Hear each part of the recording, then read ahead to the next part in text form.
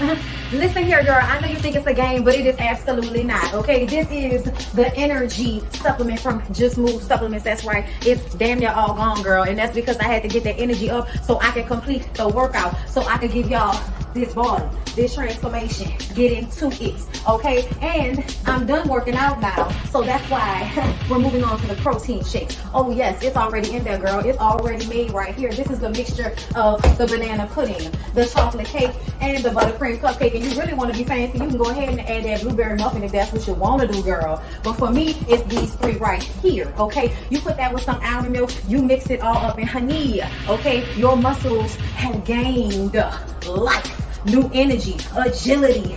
Get into it, okay? Just Move Supplements. Thank you very much. Hold up, Chief. Okay, don't forget about that TLC NutriBurst to get that multivitamin probably, because we all need a little extra. And child, if you want that sea moss that go down smooth, don't come up rough, okay? Get into the TLC Nautica sea moss. Yes, get that from me. And child, if your stomach hurt and you need to move some things around so you can be free, okay, go ahead and get that ISO tea down below in the description box. Get it all from me.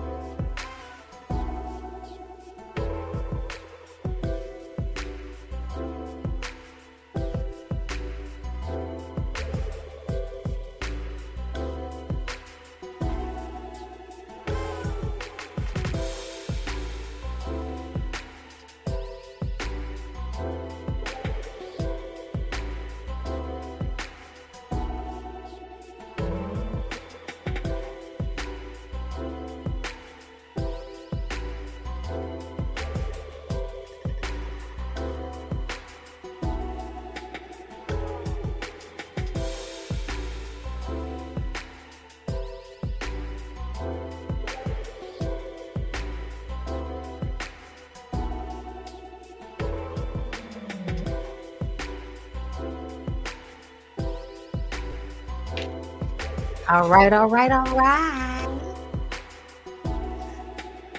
What's going on, y'all? Okay, so this is a new segment, y'all. This is a new segment a new show that I'm doing on my channel, and hopefully I can keep it going.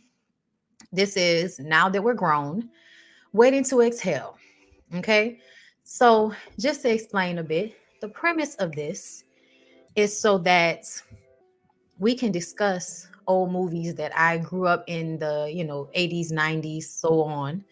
Because I feel like we'll go beyond that at some point. Because Claudine will definitely be on my list. Sparkle maybe the 70s version. And maybe a comparison to the 2000s. But either way, y'all, so many things, so many different movies and conversations that we can have from this. And I thought Waiting to Exhale was the perfect place to start. Looking at this movie now as a grown woman, looking at this movie now as a woman in her 30s, and to hear and actually listen to the conversations that are taking place in this movie, um, is crazy to me because I feel like, in fact, we seem to be repeating and doing the same thing and having the same conversations, you know what I'm saying, all over again. Like the themes that Waiting to Exhale covered, I mean, honestly, when I think about it, it was ahead of its time because I don't think I had, like, even when I was watching it again, y'all, I've watched this movie a million times. And when I was watching it to review it, whenever I watch a review, I watch with a different eye. I watch with an eye of how am I going to discuss this, or just having an appreciation for, something as a whole. You know what I mean? And when I was watching Waiting to Exhale, now I've always loved the soundtrack from Waiting to Exhale. I've always, loved the people in Waiting to Exhale. Like it was just one of those movies, as a young Black girl growing up, that you just really love to watch because you're watching these beautiful Black women on a screen. You know what I mean? And y'all, of course, at this point, everybody's obsessed with Whitney. If you are me, you're obsessed with Whitney and Angela Bassett. And you also, have this love relationship with Loretta Devine. And Leela Rashawn comes in as just the beautiful girl. You know what I'm saying? Just beautiful. And, she was that girl at the time. You know what I'm saying? Like she was that girl. So it just really gave you a cast of people that you wanted to look at, that you wanted to see. But girl, when I tell you, if we're not having some of the same conversations on YouTube every damn day that we're having in this movie, like it's crazy. So I definitely wanted to come to you guys with a breakdown of the movie and to discuss some of the things, the themes, the nuances, the personalities that we see stereotypically repeated over and over and over again. But going back to the way this movie was done, this movie felt big and beautiful. And I mean, the music in the background, the sunsets, like certain parts. And I wish I could have, that's why I said I wanted to do this on the website on the Slick. And I think moving forward, I may be doing this on the website and giving you guys a condensed version here on YouTube because I can't play the movie. And there are certain moments that I would love to go back and just, kind of just show what I mean and just have us all feel that vibe. But I'm very good at explaining, the picture. So fuck with me. All right. But the production, yes, Forrest Whitaker did an amazing job directing it. You know what I mean? There was so many people, Babyface with the production, Whitney Houston with the picking of the songs. I mean, I was listening to Shoot this morning when I was finishing up my workout. Like, oh my God. Everyone falls in love sometime. Sometimes it's wrong and sometimes it's right. For every win, someone must fail. But there comes a point when we'll exhale, yay, say. Okay, listen, I had to give it to y'all right quick, right back. Just a little bit. And through this, we may dip in and out. But absolutely, the beginning of the movie starts off with Way You, which is one of my favorite songs of all time. I literally will tell that whole Alexa to play it at any moment in time. Okay. It is the vibe. Like it's the vibe that was created. It's we're going through these emotional things, but even though Bernadine is going through financial issues, it all was luxury. It all felt good. It all felt like rich auntie. Like, and that's what I mean by the music. The music is rich auntie, y'all. Waiting to Exhale soundtrack is rich auntie's life. Okay. She's living a great life. She has good friends, but she's doing nasty shit from time to time. And sometimes it hurts like hell. You see what I'm saying? Okay. Um, but yes, y'all, I rewatched this to make my notes. So without any further ado, let's go ahead and get into the specifics of the thing. Okay. So Savannah is moving from Denver to Phoenix because the men are dead in Denver. Okay. She says that she prayed for a man and she got duds. So her prayers got more specific. Could he have compassion, integrity, and listen? Were we not just talking about that?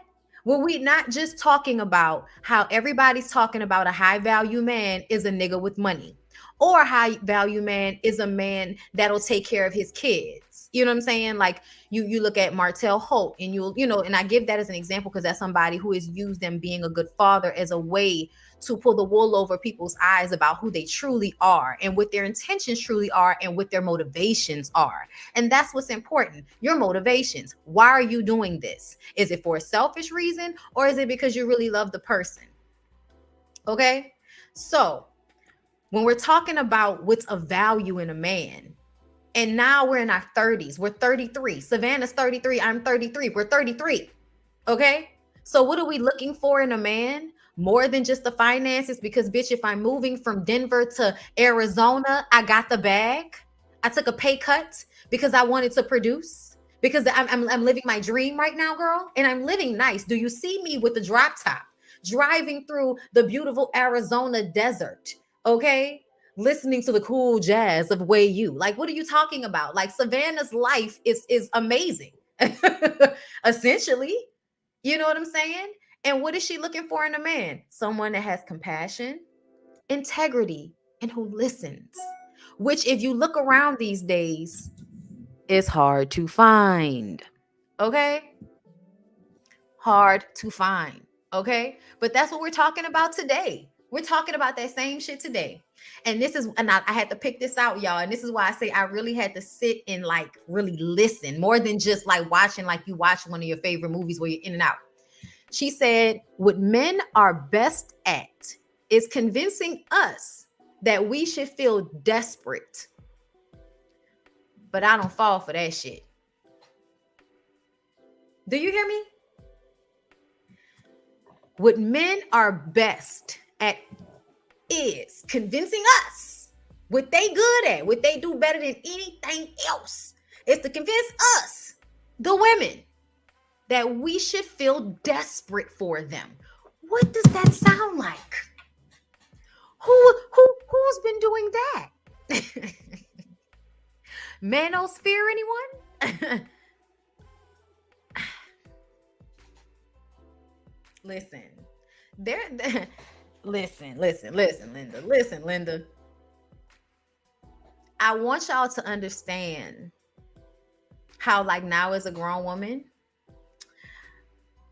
movies like this, shows like Living Single, built me. Like, as far as, and I'm not saying I had things in life to reinforce it, but when I watch some of these things back, the moral that they are imparting in on women during this time period is epic. Epic. Okay? It really is. So I just want that to sink in, okay? That we're already talking about this in the 90s, okay? We're already here, okay? So moving on. Bernadine. Bernadine is overwhelmed being a wife and a mother. She is getting ready to go to a boring party with her husband. Once again, I'm doing something I don't want to do for him. He comes into the dressing room. Mind you, the lady been ripping and running with their kids all day. Stopped, got her dress, got his tux. He went and got dressed, let her prepare to get dressed, and then came in and told her that he was thinking that, you know what, his mistress, Kathleen, didn't want to be alone tonight. And he was thinking, well, why should she be? So now he's letting his wife of all of these, of 11 years, 2 kids, we're going to get into it, but he's letting her know that he's choosing his preference, the white girl, his assistant, the bitch that keeps his books, over her. He's putting her feelings and what she needs behind this woman when she's already been putting her needs behind you. You've already been coming first in this situation. And now you come to your wife and tell her that you are not only leaving her for a white woman, because that's just, like, why, what? But it would not have mattered if he left her with a white woman if he had not been trying to whitewash the children the entire time, something she felt uncomfortable with, but she went along with. Okay? And here's the thing that a lot of y'all miss. And a lot of you men, you miss this too, the accountability part. At some point, every single one of these women will take accountability for the part that they played in being with these ain't shit ass men and what they accepted and what they went along with. And part of it was Bernadine realizing that she had allowed for her husband to do all of these things, to keep putting her feelings to the back, to the back, to the back, to the back. And that's why me as a woman, and a lot of the women that I know will tell you not to do that. Yeah, you have to make sacrifices for your family, but we will tell you to always put yourself and your dreams and what you want to do first. And everything else needs to fit into that. Okay. Of course, with heart and love and recognition for your children and your spouse, all that shit. Yeah. But it needs to start looking more balanced than what it looks like, because it tends to look like women make all of the life sacrifices, meaning that men go to work and all of that and they act like that's the sacrifice. But essentially, you want to be someone that has shit. You want to have this good job. You want to have the image that comes along with what you've acquired. Okay? So you're doing this for you. But you act like you're doing it for your wife because she's at home and you're taking care of her. But in Bernadine's situation, Bernadine put in the work. Bernadine helped him create the business. Bernadine, look, we're going to get into it. We're going to get into it, okay? But I don't want to skip anything. Okay, so hold up. He's leaving her for his preference, a white woman who keeps his books. He asked if it would be better if she were black, and she says, no, it would be better if you were black. Now, this is something you're saying out of pain and out of hurt. You're pissed. This nigga let you rip and run all day so he can put the suit that you went and picked up from the cleaners on to take the other bitch to the party that you didn't even really want to go to in the first fucking place.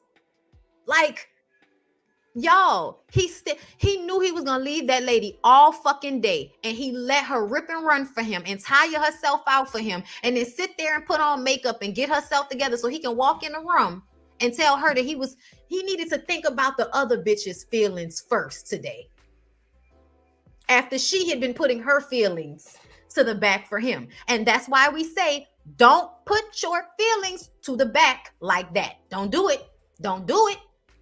Because at the end of it, when they end up making decisions for themselves that you didn't make for yourself, you're going to be the one with egg on your face. He's going to move on. He's going to continue to make money. He's going to go and move on with the white woman, and she will reap the benefits of all of the work you put in. And all you will have is all the sacrifices that you made to create resentment inside of you, because now you're mad that you didn't make the decisions back then for yourself the way you should have, because you was trying to make the sacrifices for your man. That's why it's important for women to find out what they need to do for them, what makes them happy, what gives them real like pleasure in life, and not just having children, because that's still something for somebody else essentially. What do you do for you that's for you? Because if you don't have that, then what do you have when your man decides he doesn't want to be here anymore? And what people need to understand is no matter how much a nigga tell you he love you, anybody can wake up on any given Sunday and decide, I don't want to be here anymore. And then you are now two people that have to separate. But if you are somebody that has been only an extension of another person, what do you have left when that person that's the main thing here takes themselves away from you? What do you have? Nothing. Which is why it is important for people in relationships to recognize that both people need to have autonomy. Both people need to have their light, their path in life. And their paths need to be going together in order for them to stay together. And they need to figure out ways to do that if that's what they want to do. That's why it's a choice. But the idea that women are always supposed to be in some subservient, I'm putting my life and my wants and wishes on the back burner so my man can do his shit first, is not what anybody should be doing anymore. Stop doing that. If he can't get his shit together while you get your shit together, then I guess he can't get his shit together then, huh? If he can't figure out a way to go to school while you doing what you need to do, if he can't figure out a way to pay bills and do what he needs to do for his own growth while you doing what you need to do for yours, then I guess y'all need to be apart then, huh? Because y'all are not being of value to each other if y'all are not making life easier to do what you need to do. And it's not even just about having hobbies. That's another thing. It's not just about having shit to keep you busy. It's about having a real like passion in your life.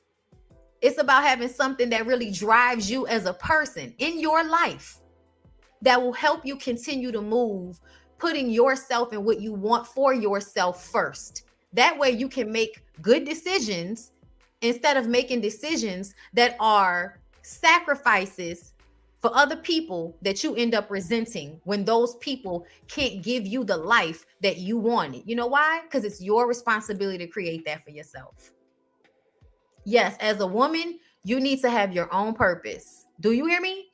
Okay. So that is where Bernadine fell short. It was putting all, like she said, baby, when she said, I wish, it would be better if you were black. He then says to her, thank you for making this easy for me. As if she has done something to him. As if she's not entitled to be angry in this moment. As if anything she does isn't warranted when you walked in here and said what the fuck you said the way you said it. I'm going to tell you why he was wrong. Not just because he's been cheating on her and now he's telling her that he's leaving her for another woman. But because if you weren't happy with Bernadine, it should have been about you not being happy with Bernadine and you needing to leave because you were no longer happy in that space. Don't try to blame her for why you aren't happy. You aren't happy because you aren't happy, because that's you. That's your situation. Or maybe y'all aren't good together anymore. Or maybe y'all have grown apart. But it should not have been this other woman is better than you. And now I'm replacing you with her, which is what he basically said to her. He made it about her not being good enough. He made it about not wanting to put her feelings first. That's what he made it about. And it should have been about, I as a man am not happy here. I don't want to be in this situation anymore and I need to go. And the conversation should have happened not during this moment. And it damn sure shouldn't have happened knowing that everybody was going to know about it as soon as he got to that party with that woman. So she had to deal with the fact that not only did you just thrust this upon her in a crass and cruel way, but people are going to know about it before she even has a chance to completely digest it. So in the way he broke up with her, it was cruel, as if she had done something to him besides be there for him, besides support him, besides put all her feelings to the back burner for him, because at the time he was showing her love. So it made her feel like he appreciated the sacrifices that she was making. So it made the pain of in the underneath the lull of not having something for herself, it made it easier to deal with. But that's why you don't ever do it. Because I don't care what y'all talking about. There's the biggest sacrifice any woman makes is not finding her own purpose in her life that is about her. That's the biggest mistake she can make. Because no matter if they make you feel like your sacrifice was worth it, it's a sacrifice you shouldn't have to make. Because this is your life. It's your life. You're the only one living it. So no one should expect you to like really be. And that's why I say this shit is crazy to me. Like how people think about the way women are supposed to be. Yeah, I'm gonna find that episode of A Different World that really puts that shit in perspective. Constance Covington, thank you so much for the super sticker. I appreciate you. All right. So Robin. Y'all, Robin is me as a young woman. You know what I'm saying? Like just early on in life, the way I used to be about it. You know what I'm saying? Robin likes pretty boys with big sticks, like Russell, the lying, sneaky, whorish Pisces. Okay, who is the beautiful Leon Jesus? And I say that because I feel like any woman that was in Robin's position at some point or another would have been Robin at any point in the situation. Like, and don't get me wrong, I know there are women that don't want to be with married men and all of that, but I believe that Robin did not know that Russell was married at first. Russell was really out here living his life like he was single. And Robin moved to where he was pregnant, found out he was married, had an abortion. Then he starts coming back around, but she's still keeping herself single. She's not going to do what she did the first time. So she keep moving around. That's why Russell was in and out. That I didn't realize that when I was growing up, that when she was talking about herself at the end, she was talking about she did all of that for Russell. So she moved to Arizona for Russell. This was her second. By the time we get to the end of the movie, she's going to be pregnant for Russell for the second time. Okay. So don't get me wrong, we wouldn't make all of these decisions. But y'all remember that moment when we finally saw Russell for the first time in person, because she had been talking about him and we hadn't seen him. But they do the pan across Leon's shoulder, his arms. He's sitting on the sofa like that, and he's telling her to come here. And so they panned across the back of his motherfucking shoulders, and I was just like, it reminds me why I love him. Beautifully animated. Thank you for the super chat. Facts, Bondy. Only you can live your life. Okay. Thank you, La Homme de Mon. This happened to my parents after 25 years. My dad just wasn't happy there anymore and packed up and left. My mother was devastated. That's why you got to keep some you about you. That way you can you can move on from it. You can move on from it. When you make your life about another person in that way, it makes it really hard. It really makes it hard to be able to live your life without them. And you really should be able to, you know what I'm saying? Because if they decide that it's no longer what they need, they should be able to go. Like if your dad ain't happy no more, he really should go. But your mom should also be able to let him go and know that it doesn't make her less of anything. It just means that he, anybody that's ever been in a relationship, you ain't ever just kind of fell out of it or just stop feeling it. Like they used to be when I was young all the time. You know what I mean? That's why I love lyric in a way that I am constantly reminded of what I feel. But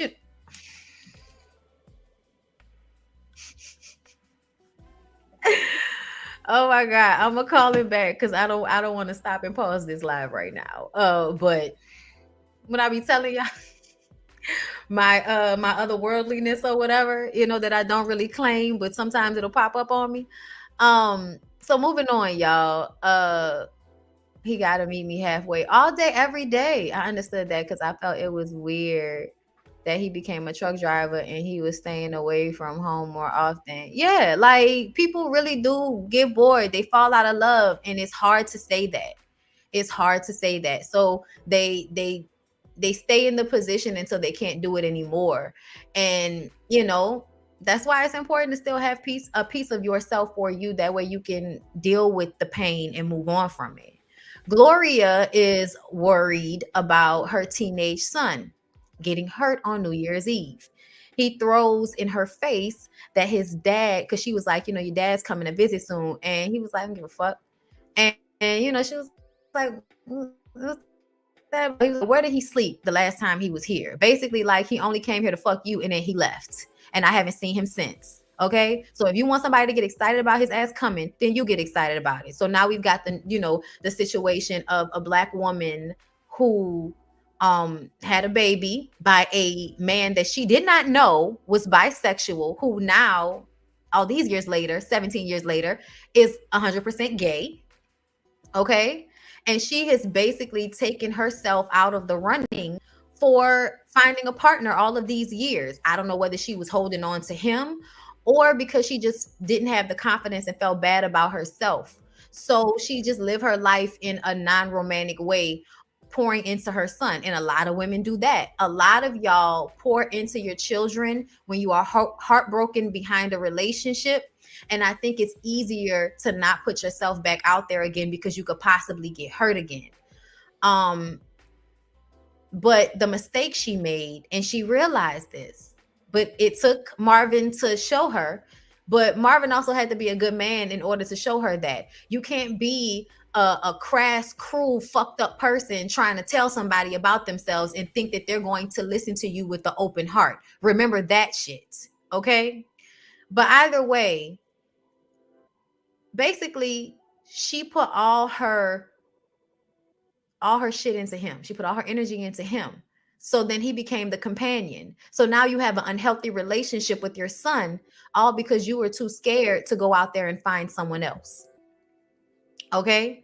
And it's a lot of nuance to that, because as much as you may want to go out and find someone else, now you have a child to think about, and it almost feels safer for you not to have someone else. But you have to have your own existence. You have to have your own life, because when it's time for your son to leave, you're having a hard time letting him go because you didn't create like any real space for yourself. Now, Gloria has a career because she had to take care of herself. She's a hairstylist. But essentially, the fact that she doesn't have a relationship, she doesn't have a love life at all, it shows that she tapped out of life and put all the emotional incest that a lot of women will have with their sons, okay, because of how hard it is to deal with their fathers abandoning you, love bombing you, and then abandoning you. It's a very traumatic experience, and people act like it's not. They act like it, it's just an everyday thing. No, bitches need to be going to therapy and shit after niggas act like they want families and they love you and all of that, and then turn around and leave you destitute with a child to take care of on your own. But they come in and out and act like they did something. Child, we'll get into it. But that's something right there. Okay, Savannah goes to a party, sits down at a table, and the women are giving her the stink eye while the men are slobbering over her. She got invited there by Lionel, okay, who gave her a real nice slow dance. Okay, okay, she was feeling it, right? And then Kenya Moore walks up. Lionel, you haven't danced with me all night. Okay, and that ruined it. And now Whitney looking at him like, you dog ass nigga, how you gonna invite me here and you already here with another woman? And let's rewind for a second. Every single woman that had an attitude when Savannah sat down at that table, I wish y'all get some self-confidence about y'all. I wish y'all get y'all some self-confidence about y'all. I'm sorry, y'all, but that was unnecessary. First of all, it's a mixer. This looked like a Valentine's Day mixer, and y'all are all like sitting across from, a man or something. This lady sits down at the table and y'all looking at her like she coming to steal all y'all niggas. And she kind of had the attitude that, yeah, that's right, bitch. I'm thirsty. I'm gonna come and steal y'all niggas. She said that for 2 seconds and got up and walked away because she was looking for the man that she was coming there to meet. Now, it's not like there aren't women out there that are like that, but for you to be like this about women, something's wrong with you. You're insecure. I don't care how thirsty a bitch is. You ain't about to make me sweat. Please sit down. How are you? I don't feel threatened. What I feel threatened for? I'm that bitch. What I feel threatened for? I think all women should feel like that about themselves. Okay? I don't need to feel threatened by another woman. And if another woman can pull my nigga, then I guess my nigga is pullable and needed to be pulled away from me. Okay? That is the way I look at these things. Y'all be looking at it like, oh Lord, let me hold on to this one little man I got. So if a girl come around, oh bitch, get away from my man. Get away from my man. You know what I'm saying? Like, that's how y'all be thinking about it. And I just kind of felt like, no, he is a grown-ass man. He better choose what he know is best. And that's on that. And that way I retain how I handle myself. I retain my grace. And I don't have to be no bugged out bitch going off on another woman when a nigga could be out here lying, inviting 2 women to the same party. Okay? Come on now. Come on now. Y'all got to do better than that. The next morning, Robin and Gloria find out from your boy down to the hair. Y'all know the gay homeboy. I forgot his name. But he was down to the Circle K and he said, did y'all hear? John left Bernie. And for a white girl. Me and my girlfriend was down to the Circle K and we saw her came in there looking a mess. Her hair was all over the place. Child, I had to take my girlfriend home. Shay from Put a Ring on It absolutely came to mind. So we see Bernie waking up that morning and then the infamous scene. She said, this motherfucker is psychotic. I bet you there's serial killers less anal. You're going to leave me for a white woman, but I'm the only one who would tolerate your smart ass. I was your white woman for 11 years. You couldn't have started that damn company without me. Hell, I worked my ass off. Here I am with a master's degree in business, and I'm your secretary, your office manager, and your computer. No, you can't start catering this year, Bernadine. No. Wait 1, 2, 3 years. I need you to be the fucking background to my foreground. 7:32. 7:32. The number of times we made love. I remember when that bastard told me he was counting right after 51. Fuck me for not leaving your ass then. All the worst, but all the fucking worst, making my kids go to a school with only 2 other black children because you don't want them to be improperly influenced. Well, guess what, John? You are the motherfucking improper influence. Get your shit, and get out. I think that was it verbatim. So let's talk about it. That lady said, I had a master's degree in business, and here I am, your secretary, your office manager, and your computer. No, you can't start your catering business this year. Wait a few years. Wait 1, 2, 3 years. I need you to be the fucking background to my foreground. Do y'all not understand? Do you not understand that paying for shit is not enough for what that is? The amount of giving up of breath.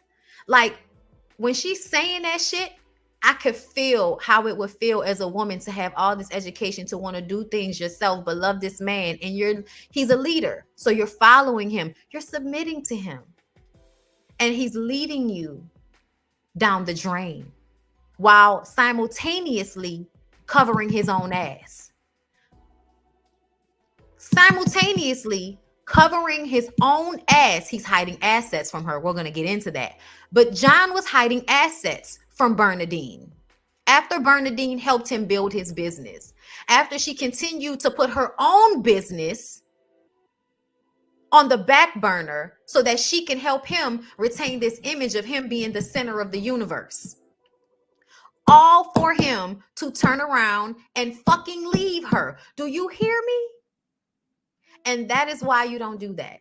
That's why you don't get a master's degree in business so that you can go and sit your lazy ass on the sofa all day and watch TV shows and take care of your kids instead of doing what you know you should be doing for yourself. It's hard and it is easier to let somebody take care of you. But at the end of the day, is that ease worth not having anything for yourself when it's over? And I'm gonna tell you, it's gonna be over in one way or another. It's gonna be over because they're gonna die. It's gonna be over because there's gonna be a divorce.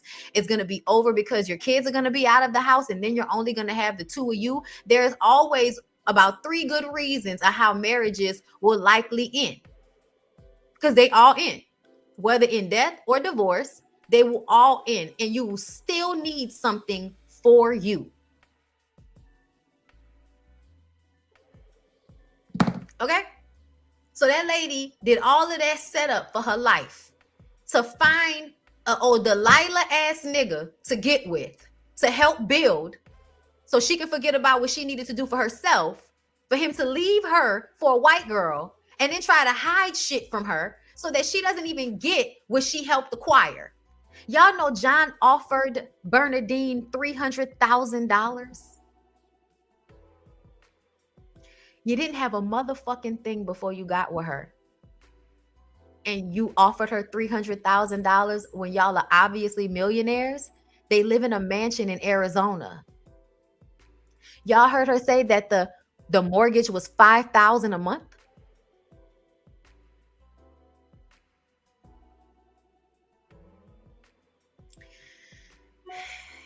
Ciao.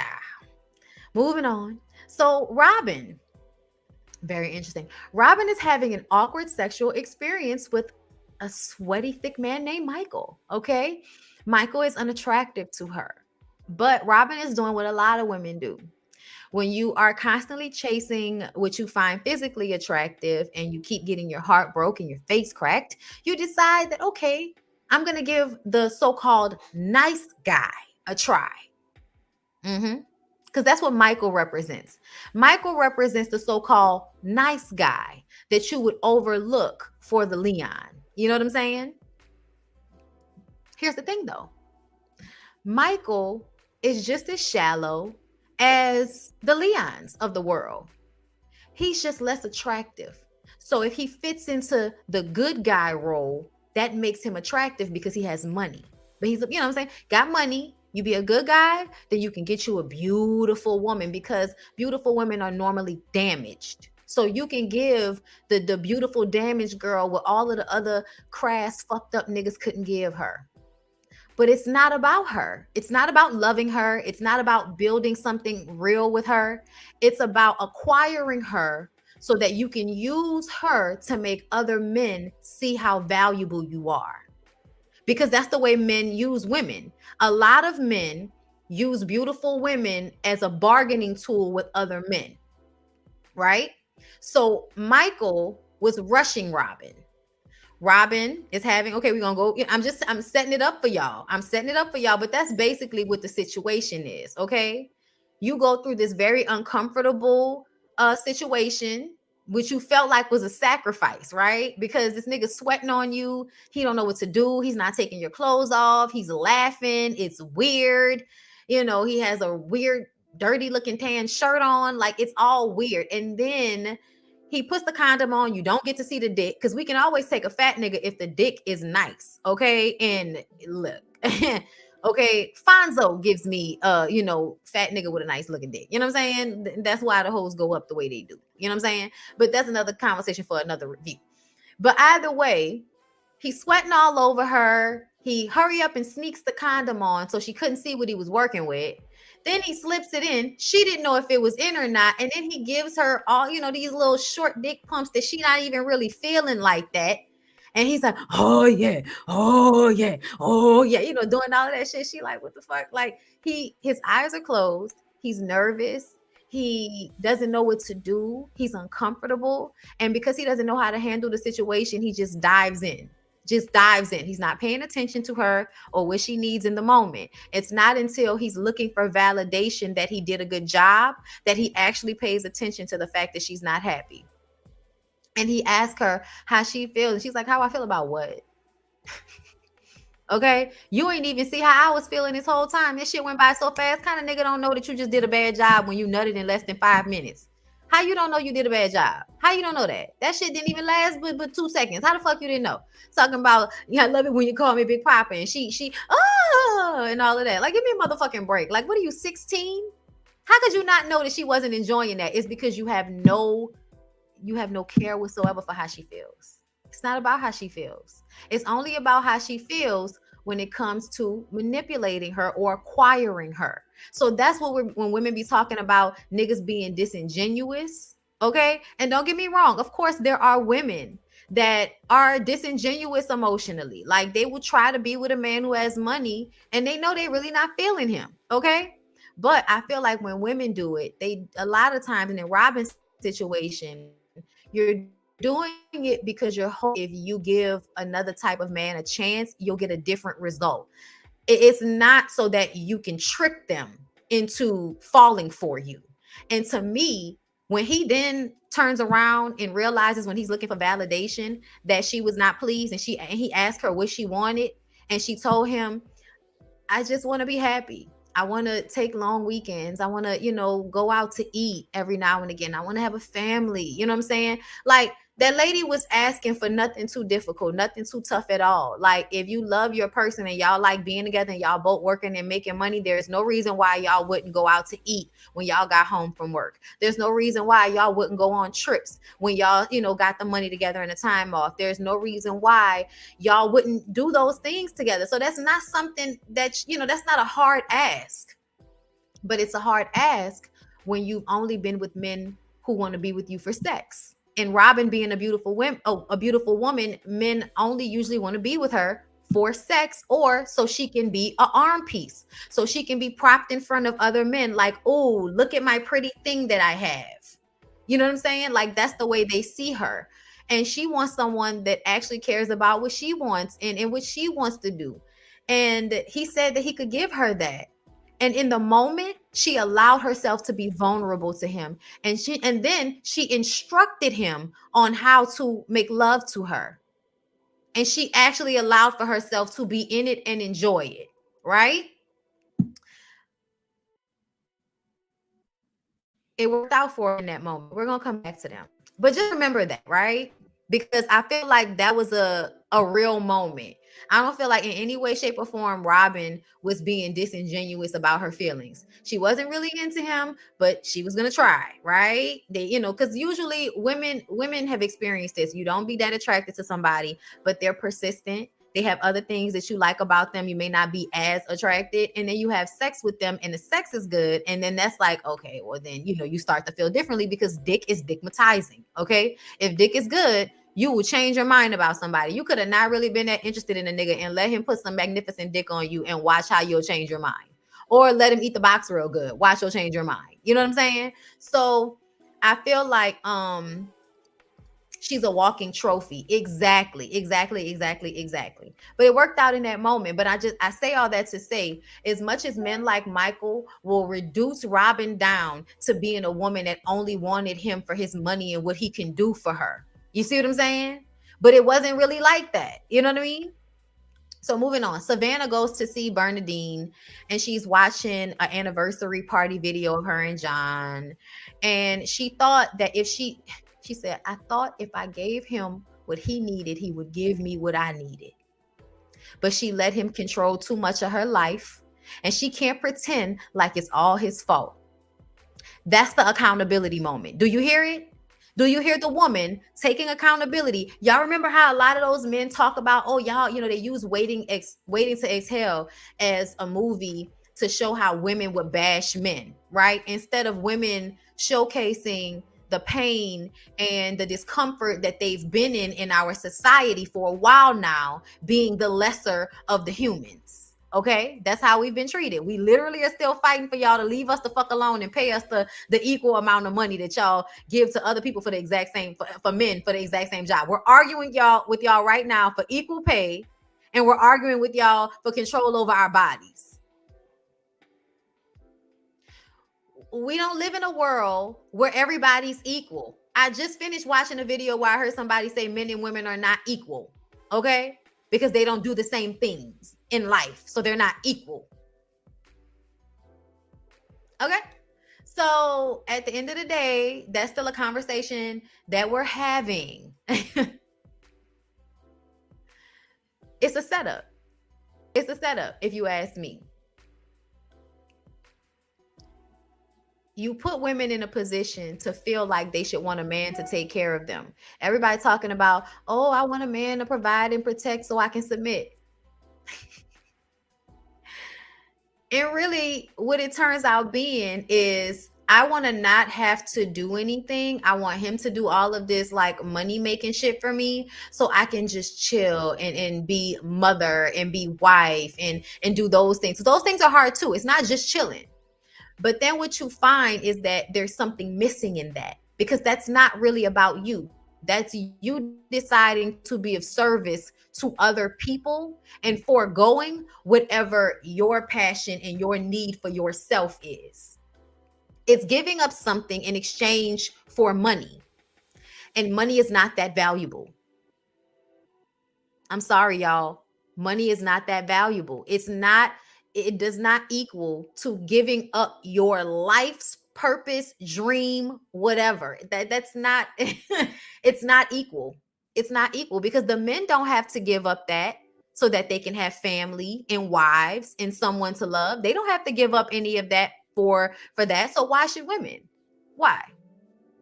Just because we have different parts, or because we have the babies? Oh, okay. Yeah, no. Uh-uh. Because eventually those kids leave and women still need something for themselves. Like I said, because look at where Gloria is in her life. Her son is about to leave. She needs something for herself. She needs the complete picture for herself. You know what I'm saying? Y'all, Savannah talks about how she took a pay cut to see if she can produce when, you know, that's the reason why she came out there to Arizona. And she tells Bernadine, some of us are still on that dream trip, girl. You know, some of us are still out here striving for our dream and we're finding all of this fulfillment in it. And yes, you want partnership, but sometimes what partnership with men feels like is having to give up what feels good for you, so that you can fit into a mold for him, so that the world will view him as a man. Because if you're not submitting, if you're not giving up your autonomy, then the world isn't going to see your man as a man, right?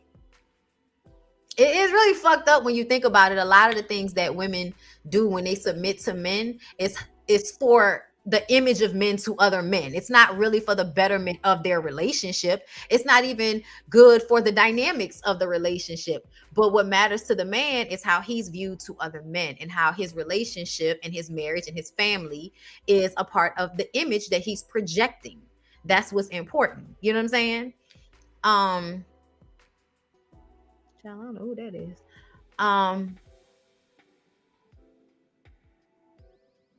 When Bernadine and Savannah sit on the rooftop of that fucking house and you see how amazing that house is, the sunset, and they drinking wine and holding hands and admitting to each other that they're scared.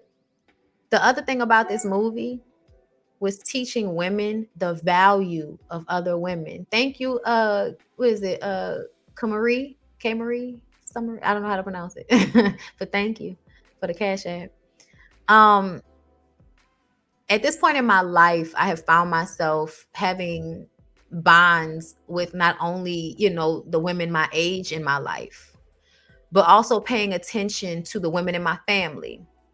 And how, as dysfunctional as we all may be, we're all there. Like at these family functions, those of us that have always been like this are still there, and the feeling is us like this. You see what I'm saying? And it's still mostly women.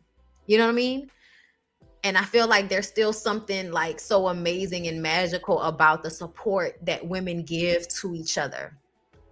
And I, in my own friendships and my friends being there for me and me being there for my friends, it has been another place of extreme fulfillment for me as somebody that has not always had good girlfriends for long periods of time, or for just not in my adult years. In my early 20s, I felt like I didn't have any real girlfriends like that. And now into my 30s, they're all over the place. You know what I'm saying? Like I'm actually making friends now in my 30s, which is crazy. You don't think, but it's cool because I'm at a place in my life where I am, I feel like a person that can be a good friend. I'm at a good space in my life where I could be of value to anybody who I decide to be in contact with. So to have that be reciprocated from other women and to be there for each other in hard times, whether that's, me being there for them or them being there for me, it is extremely fulfilling to me. And now I've realized that, friendships come and go. Absolutely. We are internet friends, Bonnie. Y'all absolutely are. Know this. Um, and some of y'all have become my friends because y'all are my internet friends. You know what I'm saying? Like the ladies on the panel, like those are my girls. You know what I'm saying? Like we really fuck with each other in a real way. When Jay Lee got sick, we were like, "Where the fuck is Jay Lee?" You know what I'm saying?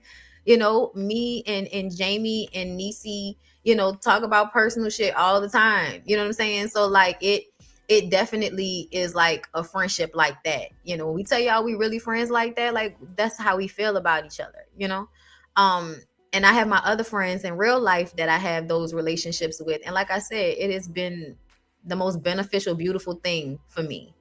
And that's why I feel like a part of this movie is making women realize that they really need to be better to the other women around them, because men may come and go. You know what I'm saying? Men are fickle. Men are not always what they need to be because of the way society conditions them to just have everything placed at their feet because they're the men. And they're in charge of the world. But women just are amazing within ourselves. Like we're capable of so much emotional and mental understanding. And I think the way we benefit each other as friends can sometimes be some of the most beautiful, fruitful, beneficial relationships that we can have. You know what I'm saying? And you can get your dick. You know what I'm saying? But who do you want to go to brunch with? You know what I mean? You know what I'm saying? Cheryl, you can't be serious. Thank you so much for the super chat. So happy I caught this live. Me too. I'm glad y'all are here. I'm really enjoying the conversation because it's so many things, right? That it's real life situations that I feel like we should definitely be talking about. And women having support systems amongst each other is one of those things that I feel like is really underrated and undervalued. Okay, because a good girlfriend, and I mean a good one, not no I'm low-key jealous of you, bitch, but a real one that even if she does feel away at any point, she won't let that affect how she treats you or y'all's relationship. Just because she going through it, she'll recognize it's her shit. And you know what I'm saying? Like people that correct, because I think in friendships you go through things, but when you have friends that keep wanting to have that friendship with you and correct when things are weird or energy's fucked up or things are confusing or you said something and something happened where I was feeling this way, and we can come together and talk and be like, oh no girl, I felt like this, and then well you felt like, oh I felt like that, well I ain't mean it when I that type of shit, that is valuable as fuck. Valuable as fuck, y'all. Friends like that you can really, you know what I'm saying? So that's another thing about this movie that I feel like you're paying attention to it, but you're really not. Like you're not getting it until you get it. And then I feel like once you get it, you then understand how amazing this movie really was. You see what I'm saying? Um, think about it, y'all. They all held each other accountable. At one point or another, they all had conversations where they was telling the other one some shit they did not want to hear, but it was the truth and it was what they needed to hear in order for them to move forward. And they were all able, in that pitch in the middle, they're all able to move forward happily in life because they took accountability for the mistakes that they were making, and they had homegirls near them to love them, support them, and then call them to task about the shit they was fucking up on. Okay? When y'all be out here talking about y'all want y'all friends to go along with y'all bullshit, you know what I'm saying? You are really not realizing how you are shortchanging yourself by not wanting to deal with the real of the situation. You will not grow to your fullest capability if you too fucking scared to hear the truth about who you are and what you need to do for yourself to be better. Period. So, and of course, I feel like that goes along with how your friends say shit and all of that, but y'all know what I mean, essentially. So Gloria's baby daddy comes over and he's supposed to be seeing their son Tariq, but Tariq isn't there. He said that Gloria looked healthy. I said that was shade.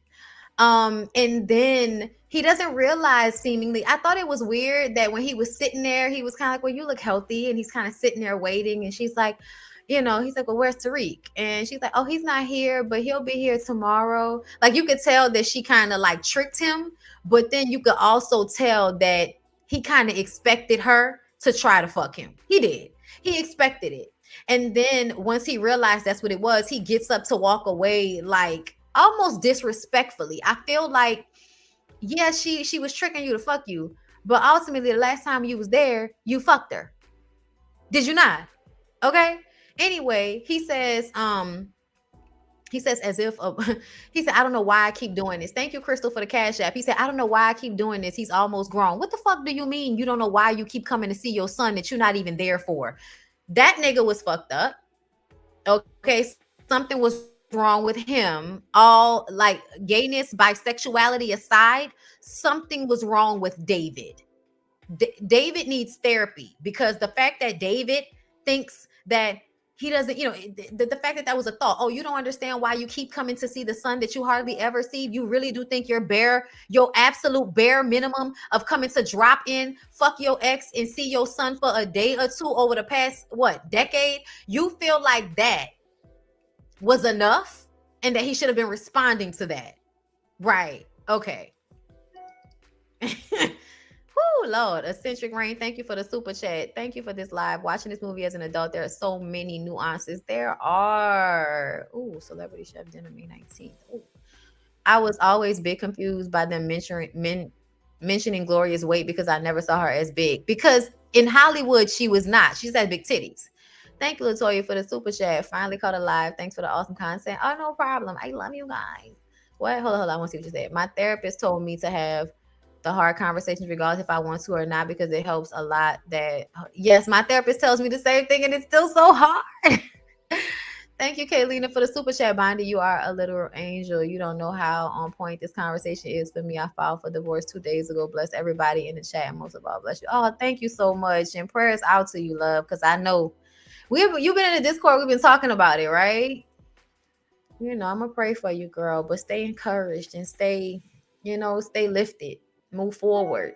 Life is changing, and that's a blessing. Think about it like a breath of fresh air, the beginning of something new. But I know how sad it can be, so as she says that he can stay there like he did last time, he admits to her that he didn't respond to her the last time because he's been bisexual for years. So he didn't tell her that. And then he says he's not anymore, he's gay. So you couldn't just tell her that you're gay. You had to remind her about how you were turned off by her. And initially you allowed for her to think it was her weight. And then you come in here today talking about she looks healthy, throwing shade at her weight. So you were comfortable. This is the shit that pisses me off. Yes, Gloria was thirsty for the dick. That's the only thing that she is wrong for in this moment, being thirsty for the dick and ignoring everything else. Yeah, she's wrong for that. But ultimately, this man is okay with blaming her and her weight on why he was not sexually attracted to her, and then turns around and tells her that he's gay. So to me, he's conflating those things together, and she's going to draw them together in her mind. So it's like he can't take full accountability for the fact that he was fucked up in making her think that he was actually into her. Nigga, you fucked up for not raising your son the way you supposed to. And you got the audacity to, almost kind of look down on this woman like, oh, girl, you wanted to fuck me? Ugh, God, let me just let you know, girl, I'm gay. I don't want it. Okay. And you're looking healthy these days. Okay. But yeah, I'm here to see Tyreek. And if he doesn't want to see me, then I'm gonna go ahead and go back home. Okay. Let him know I'll be at the hotel until noon tomorrow. If I don't hear from him, I'm out of here. Okay. How bitch made was that? Y'all, he could have kept it a buck with her and still had care for her in some way, especially considering the fact that you're a fucking deadbeat. Thank you. You're a deadbeat. And you got the audacity to have an attitude with this lady and treat her with this like callousness. It was fucked up. There was no reason that you look healthy. Why not? You look good. You look good. That would have been nice. You look healthy. That was a reference to her weight. So he had to make her feel bad and then tell her that he was gay. And then also say, I know I've been doing the bare minimum for our son, but I can't be bothered. So if he's not going to come and try, then I'm just going to go ahead and go, even though I haven't really been trying. Boy, fuck you. Moving on. So y'all, Lionel called Savannah and he's trifling too. Doesn't have a real job, chain smokes reefer, brags about being a vegetarian, and then inhales hot dogs. So you're a liar, you're a weed head, and you don't have any money. And listen, there's nothing wrong with being a weed head as long as you have a job, have money, and don't lie about being a vegan. Okay, so that was the least of the fucked up shit. But still, like all those things together tells me you're a bum. But she says that she gave him $20 to put gas in her car, came up to like $6 and some cents, and he didn't give her change back. So you're also a thief. And then, she was like, listen, it's been 10 months. Okay, I think she said it's been 10 months since she had sex. She was like, my body needs this shit. So regardless of the fact that he ain't shit, I need the dick. Okay, I know he ain't shit. I just need the dick. Cool. Why was he using her toothbrush, nasty motherfucker? Throw it out. He comes and lays on top of her, no foreplay, nothing. Lays on top of her, pushes the dick in, does all these weird faces. Once again, not checking in to see how she feels about it.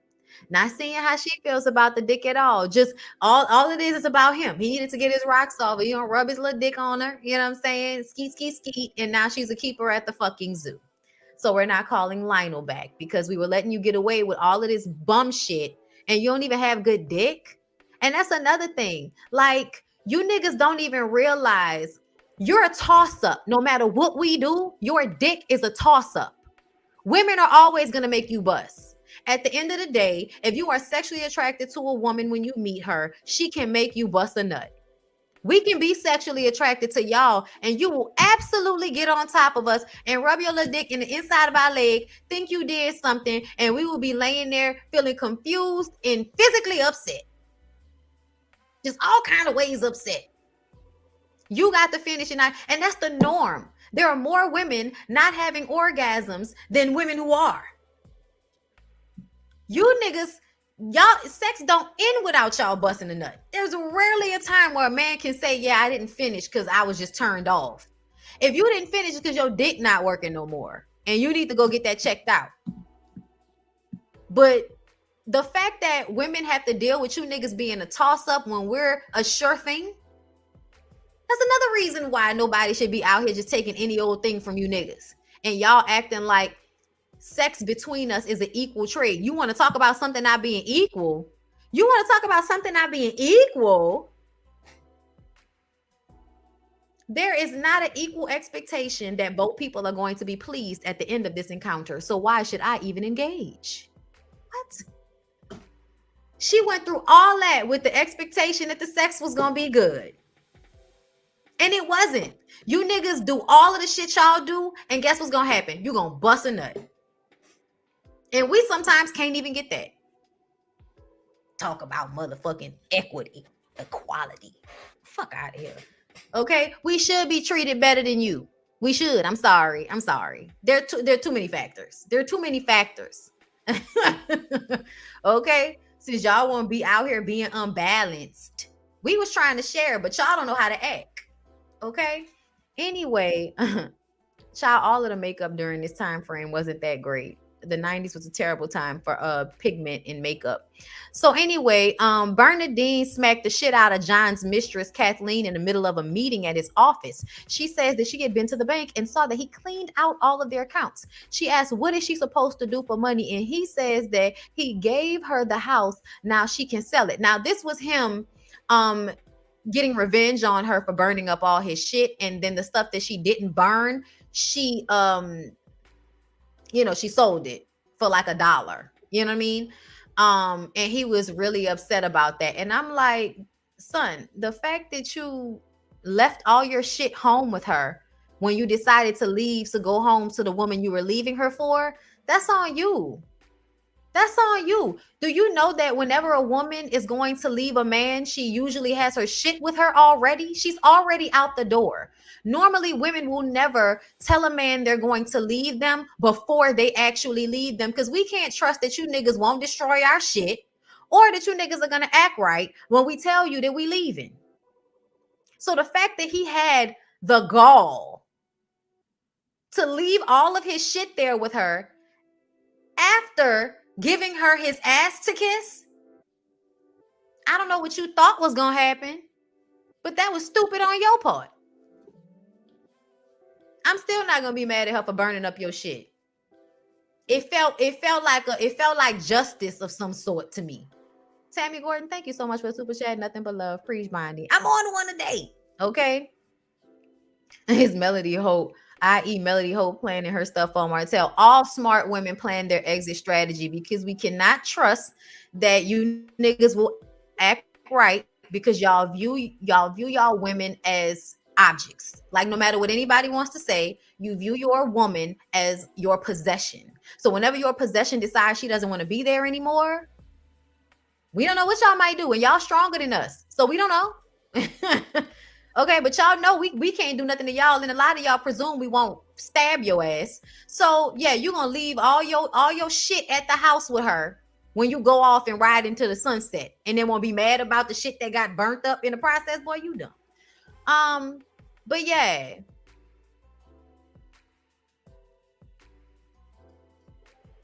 She reminds him that she started the company. He says, oh, now here we go with that again. She says, now you think you can just take the money and run? He says, business hasn't been good for years, but don't worry, you'll get what's coming to you. She says, oh, I'm not worried. You, on the other hand, should be. And he thought about that for a second, and he backs it up and he says, listen, let's not let things get uglier than they already have. Then security comes in, and she says, what, you gonna kick me out, Jeff? Meaning that she knows security on a first name basis. But you see how everybody switches up, huh? Okay. John says, I'm willing to give you $300,000, in cash today. And she was like, your children are not a sale. And he says, oh yeah, I'll be by to come and get my kids. Now you're using the kids against her. And then everybody will act like it's a mutual thing. But the fact that you said to her right after y'all had this conversation, oh yeah, and I'm coming to get my kids, that was a checkmate. And she told you, and if you got them kids anywhere around that bitch, you're going to regret it for the rest of your life. She's angry. She should be. So we find out Michael is being, hold up. First of all, Gloria finds her son getting his dick sucked by some white girl. So, a whole bunch of emotions going on there. She says, if your daddy wasn't gay, I'd send your black ass straight to him. And she slipped because, of course, her son does not know that his daddy is a queer, as he screamed out into the, into the backyard. Father's a queer. Fuck. You know what I'm saying, going off or whatever. Of course, he was embarrassed, but he has an angry indifference to his father because his father hasn't been there for him. So it was almost like, oh, that's hilarious. Okay, on top of the fact that you weren't there for me, now you're embarrassing me by being gay. That was basically how he felt.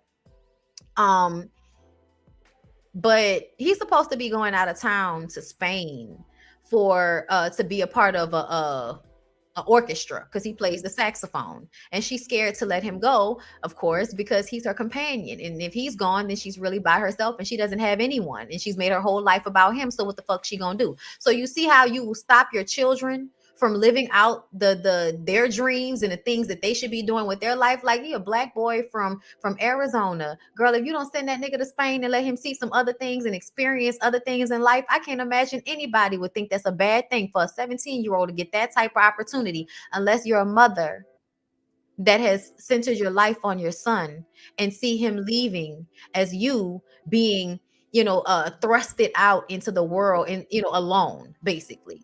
And you should never like put that type of pressure on your children.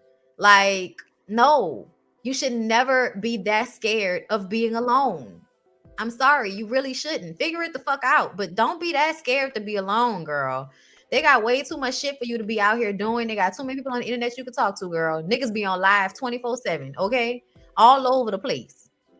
Anyway, y'all, Michael is being petty at work with Robin, over checking mistakes and shit. She was like, oh, now you want to do your job? You know what I'm saying? So now we see that things have soured between Michael and Robin, and we didn't really get to see how.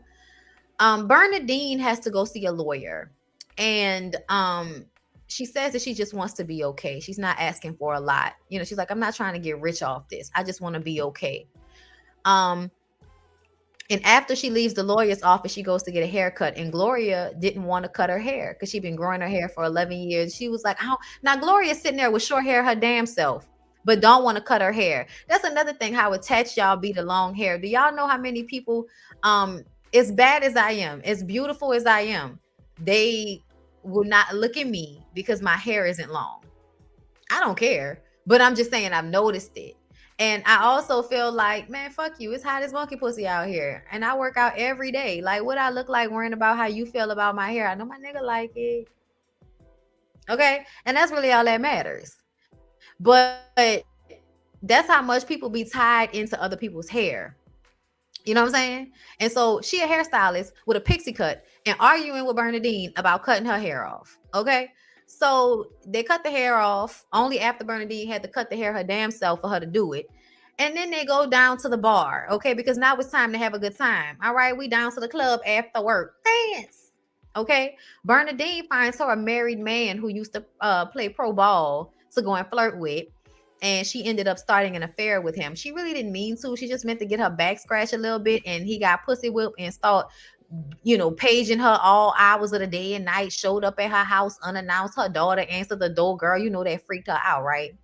And then we see Michael in a club with another woman. And she was like, did you see Michael? And Robin was like, fat fuck. I was like, about that man like that? You let him lay on top. You don't call him fat now.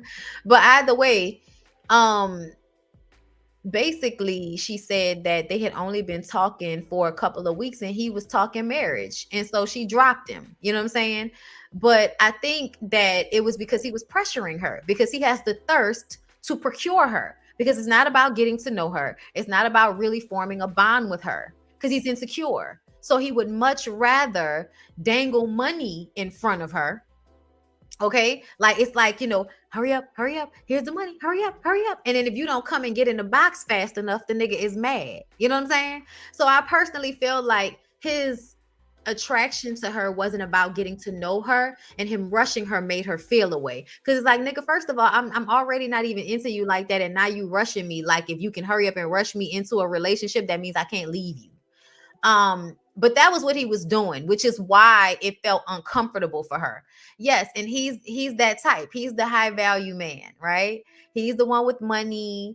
He's the one that, they want you pretty girls to give a break and be with. But those men don't really see you as a person. They don't really care about you like that. And another thing is that stop expecting people to be with you if they're not attracted to you, because they should care about your feelings. Fuck you. No, I'm attracted to who I'm attracted to. You are attracted to who you are attracted to. And if the person you are attracted to is not attracted to you, then you need to move on to the next person and find somebody else to be attracted to. Because attraction in relationships has to work both ways. And a lot of you niggas feel like as long as you're attracted to the woman, that's all that matters. I don't see any men with women that they're not attracted to. Not really. Unless they're using them for another reason. You do not see men laying up, fucking on women, being in relationships with them just for money. They may say that, but they're enjoying the sex part. And a lot of times women are not even enjoying the sex part. We just laying down there to do our job. Thank you, Dion McKenzie, for the super chat. Bondy, please do a reaction to the Players Club. Oh, that's on the list. Hold up, y'all. My dogs are acting crazy. Let me make sure that they're not, chasing the neighbors.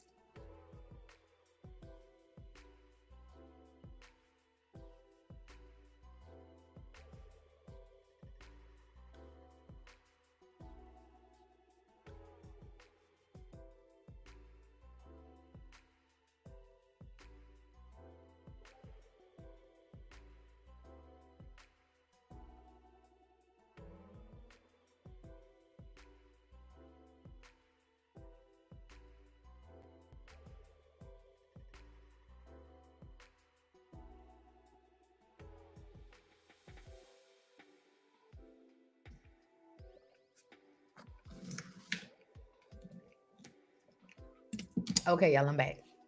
I'm sorry. I had to because I've been talking for a minute. We getting there, y'all. It's good though. I'm glad y'all enjoying it because I hate that I'm on here for this long, but y'all know how it is when I'm on live. I just be talking my ass off. Anyway, so Bernadine then finds out that John has been hiding assets, like I told y'all. She said, "Do you know her and Gloria are at like the horses, the races or whatever, but there's like a Ferris wheel and all of this shit."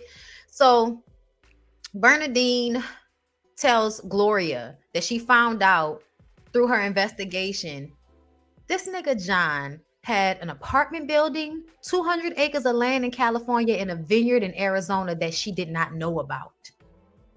And he was offering her $300,000 and the house and told her to sell it. Y'all. So you gonna cheat on this woman, make her put her life on the back burner, leave her for the white girl, and then after using her to get to the place that you are, you don't even want to be fair about the money?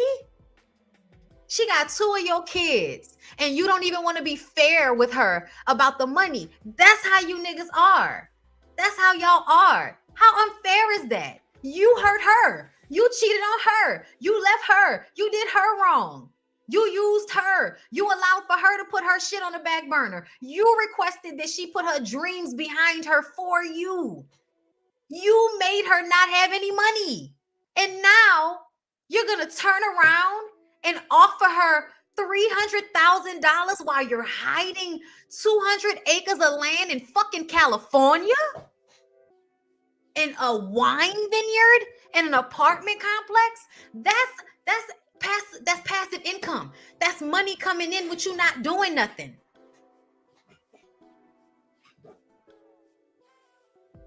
Insane.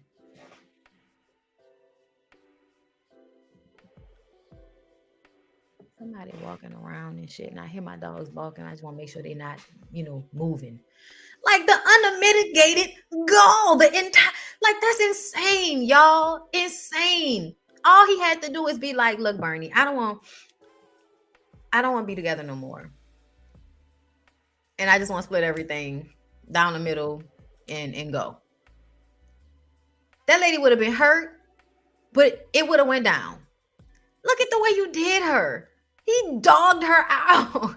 And y'all act like niggas don't do this shit. Niggas do this shit. Y'all, I know somebody personally. It ain't on this scale, but he wouldn't have none of this shit without her. And he's still trying to act like what he has is only his. It's only his.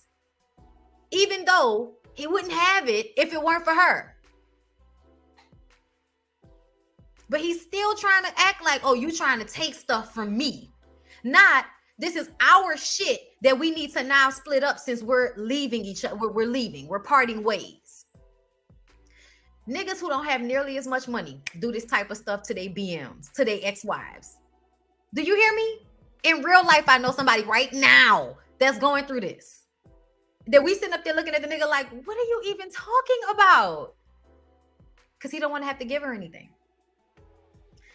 Mary Sparkle's like, well, thank you for the super chat. He's a piece of shit. This makes me so sad because audacity like this is so rampant with these ninjas in real life. That's what I'm saying. That's why the shit that's see, they'll act like the shit that was on Waiting to Exhale is some type of over exaggeration. It is not.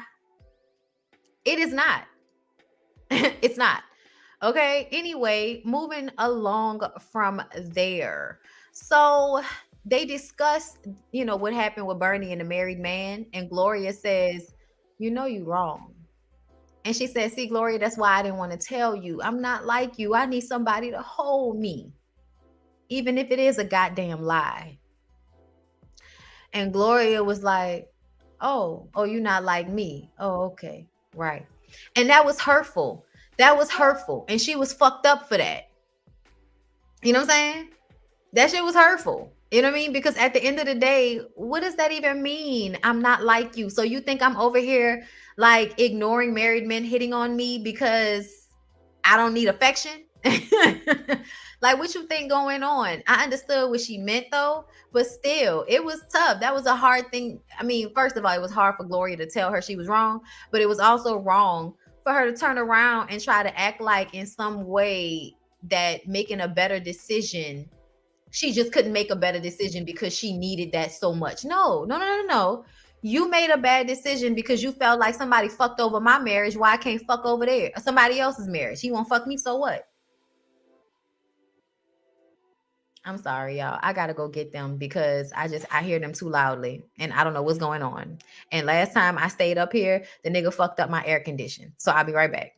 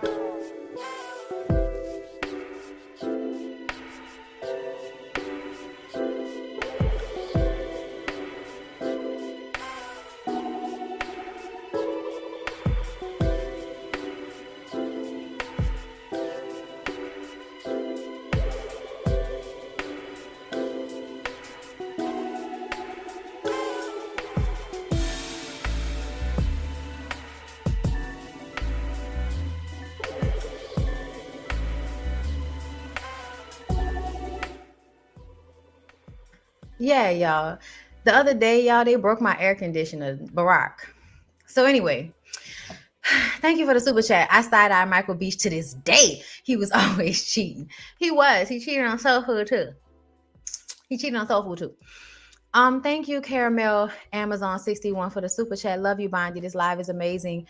We always taller than most as a young woman and withdrawn. Was always taller than most as a young woman and withdrawn. Came into my own as an older person and the help of my childhood friend who is all about her shit. Movie helped me look deep. All right. I love that. Thank you. Oh, I love y'all. All right. So back into it. Robin goes out with Troy, who she's only been knowing for 3 days. He takes her to a party of mostly white people who are doing cocaine. Some white girl bumps into her hella hard, almost like she did it intentionally. I was like, okay, peep the microaggression. Then she sees him buying cocaine from his white homeboy. She makes him take her home because this ain't some shit she's into. And then he tells her that he wants her to meet his mother and that he's serious about her. And look how women can be manipulated with feeling like they matter enough to a man to be introduced to his mother, and niggas know that. So what does the drug addict Troy go around doing to women, telling them that they're going to meet his mom as a way to make them feel special and to make it seem like he's taking them more seriously than he actually is? You know what I'm saying? And because Robin is coming from dealing with Michael and Russell, who she feel like don't see her and don't really take her seriously. Okay. Like as a woman and as a person, either I'm a sex doll or I'm arm candy. Whichever one, it's not you seeing me as a woman and as a full person. And now this man is like, I'm really into you and I want to take you to meet my mother. So it's coming off like it's deeper than, everything else. And then, he was sexually attractive, and he kissed her hand with that heavy ass bottom lip, giving like he know how to give good slop. Anyway, I would just say, like, if he wasn't on cocaine in that hot ass leather vest all this time before without the drug, that nigga was definitely giving, he had an energy about himself. Troy had an energy about himself that I could see why she would have had sex with him. But this is why I say I understand Robin, because like you be out here with these niggas with this Delilah energy. They ain't shit. They ain't got nothing good going on with them, but they make you feel wanted, or they make you feel like they have passion for you, and or they make you feel needed. You know what I'm saying? And that feels good for women, especially when women are single or don't have that. You know what I'm saying? Like, any attention from a man can be welcomed because you just want to feel good for the moment. But what you don't realize is that with a lot of these niggas, they're gonna lie. They're gonna lie, and then you're gonna allow them in the moment. You're gonna be vulnerable with them. They're gonna lie, and then you're gonna end up being mad. And that's what happened. Like, she ignored everything else. Like, you saw him buying cocaine today, and you really gonna just let that slide out your head because he, basically Delilah energy your ass. You know what I'm saying? Like, which is, put the dick on you, She said maybe she could be a good influence on him. So maybe you can stop him from being a cokehead. Okay, good talk. So, girl, not Savannah calling Troy a crackhead. Then Russell calls, and Lord Leon, baby, you can call on me anytime that you feel the need. And I'll be there in a hurry, giving you the best of me. And maybe I'll keep it nice and wanna satisfy. And maybe that I am always hot for you. And if there's any kind of love that will exemplify, my sweetie, I have got that kind of love times two. Boy, I'll do you all night long. Do you any way you want. Yo, it's my song. Anyway, so because that's the music that was playing when Leon was like, why you standing all the way over there? Come here. I hate this nigga. Okay, so fast forward. Troy shows up to Robin's house high and drunk, 2 hours late. Okay. And she like, Troy, I'm not going nowhere with you. You show up here all high, drunk, wearing a leather jacket in the summertime, neat and shaved, stinking. He like, come on, man, can I use your bathroom? She like, fuck no, you can't use my bathroom, nigga. Just trying to come in here so you can rub your dick on my thigh and Delilah energy me. No, nigga, you're not going to Delilah energy me. Stay your ass down there. So as soon as she said, no, I'm not letting you in because you came here 2 hours late and you're high and drunk, like, she's being reasonable in this moment. She should not go with him. It doesn't matter. He's 2 hours late. He's high. He's drunk. She should not go. He says, what am I supposed to tell my mom and my son? She said, son? How old is this son? 13. So you wanted her to meet your mom and your son, and you haven't even told her about your son. So this is the thing you do, having women meet your family to make them think they're special so that you can use them. Okay. Clock that. Then he says, all you black bitches are the same. Complain about white women. Okay? Talking about we don't know how to treat you. But as soon as a brother show you genuine interest, you bitches act simple. I'm sorry. Are you telling me that I'm stupid because I won't go to meet your mother, your son who I did not know about, when you showed up 2 hours late and are obviously high and drunk outside of my house, calling me a black bitch? I'm sorry. There is nothing simple about that. And that's what you niggas do. That's what y'all do. Y'all come and talk to black women like this, disrespectfully, comparing us to white women after crossing boundaries with us. But because you can't deal with us not being okay with you crossing our boundaries, you want us to just acquiesce, right? Fuck the fact that I'm not going on a date with a man that's 2 hours late. You want me to be okay with your disrespect, and I'm not. And you're upset. So now you're going to throw a white woman in my face, right? So then there comes we're comparing you to white women and then blaming you for why we prefer white women over you. Because see, look, you don't take us disrespecting you. You should take this from us. We won't take it from you because we're men, but you should take it from us because we're men and you're a woman.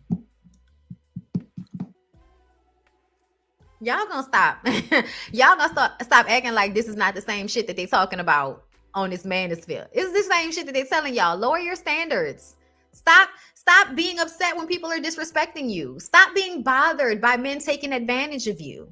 Stop asking for them to take accountability. Stop taking accountability for your own life and furthering your career and getting your degrees and making a lot of money. Stop doing that, because now you're making yourself, even better. And now what am I going to do? Like, how am I going to keep convincing you that you're not good enough for what you want, so I don't have to do more so I can meet your standards? I think y'all are mind fucking us, but essentially I feel like y'all are a whole bunch of lazy ass men that don't want to do what needs to be done. So you want your woman to do it for you. And then when she starts to figure out that you're using her, you get mad and try to do mind tricks on her and make her think she's crazy, and then compare her to white women. I mean, you really hit us upside the head a whole bunch of different ways in hopes that we will just give up and be like, you know what? I'm tired of fighting. You're right. But no, I'm not. I'm not going to just give up and say I'm tired of fighting. I'm going to be like, I'm tired of fighting. Please get away from me. Go on away from me with this. Or I'm going to ghost your ass. Disappear. I'm gone. Okay? All right? I'm glad she hit him with the orange. Okay? Forget you. Moving on. Child, when Gloria met Gregory Hines' little fine ass. Okay? He was here for all of the meat on the bones. All right, Pizza Gregory Hines. He was here for all of the meat on the bones. Okay? Bernadine is battling John in court. It isn't looking great. And then she meets James, the civil rights attorney down to the bar, a married man who's married to a white woman who is dying of cancer. Okay? He is thoroughly enamored with Bernadine. They end up going back to his hotel room, or her hotel room, whichever one it was. They were both staying in a hotel. And he tells her that he has to be honest with her, that his wife, who he loves so much, who is dying, is a white woman. And he spoke so highly of his wife, how much he loved her, how grateful he was for her, how he watches her trying to stay strong for him.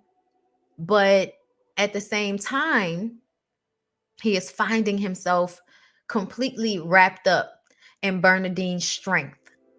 And honestly, as beautiful as they tried to make this moment seem, it was bullshit to me.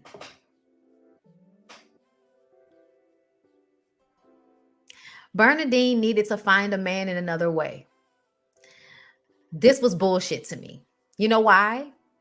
Because it was the signaling that all of these black men, for the most part, with the exception of Marvin is the only man that ended up being worth some shit by the end of this, besides Gloria's son, which is yet to be determined. But either way, Marvin, Gloria's man, is the only good man standing at the end of this movie. Okay? He's the only one that came into the situation and was of benefit to the woman, right?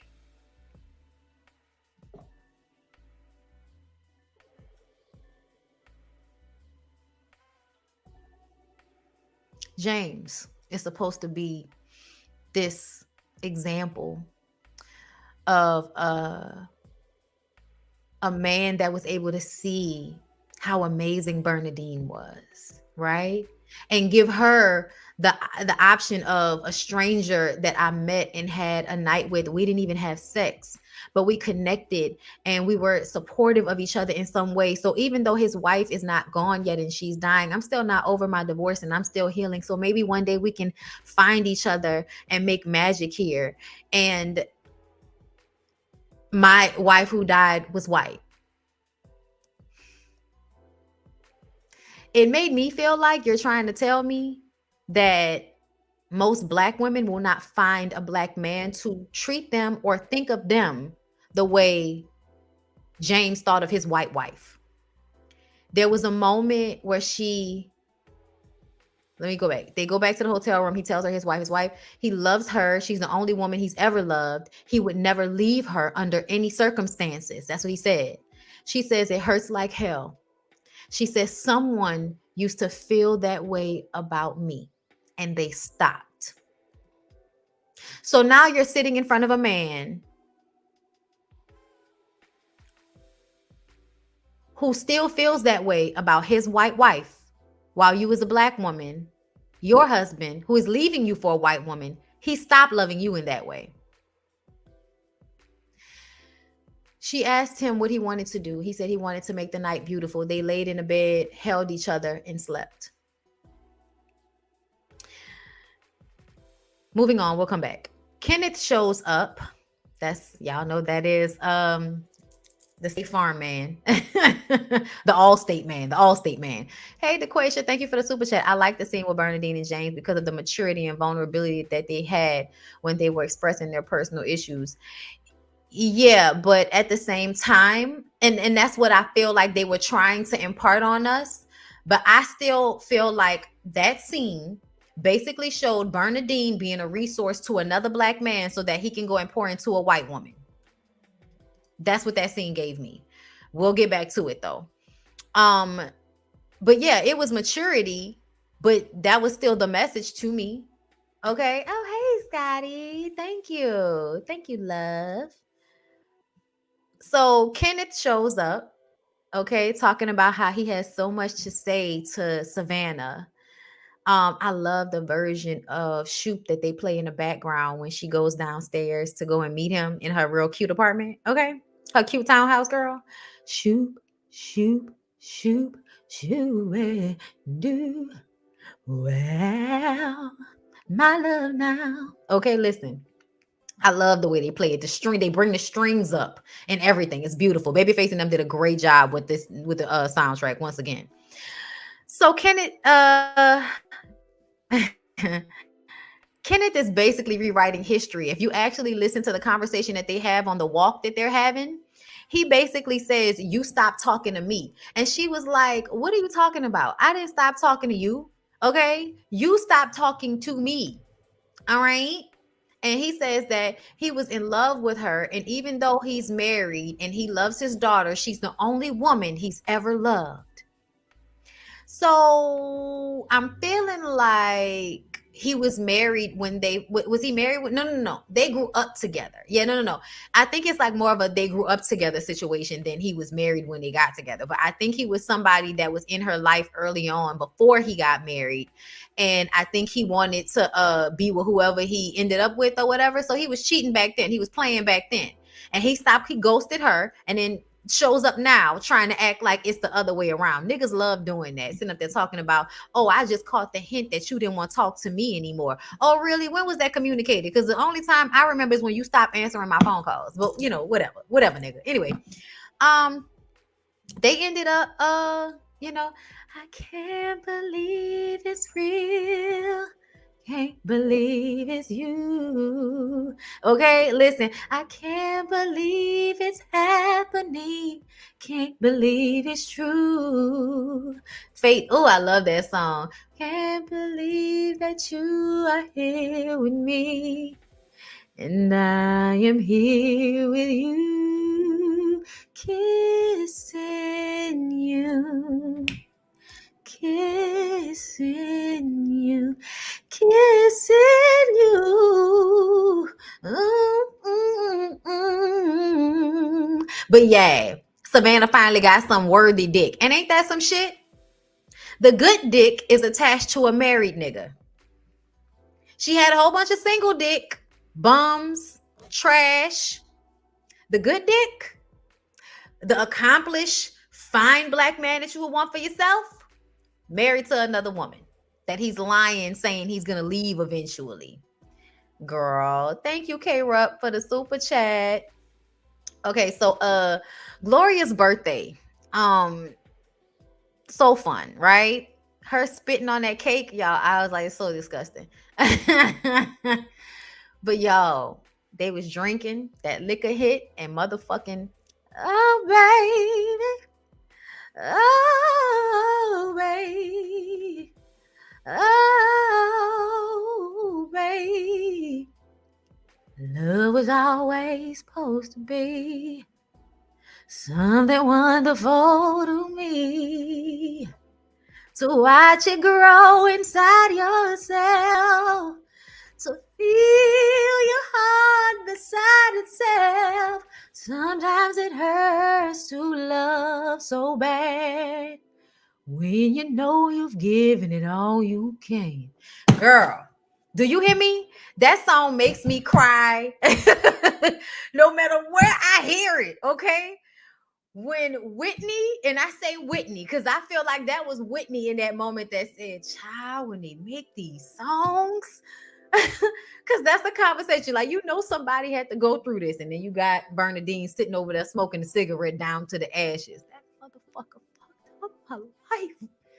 You know what I'm saying? Because when you're drinking, them emotions come out. Then you got Aretha singing "It Hurt Like Hell," and bitch, it hurts like hell.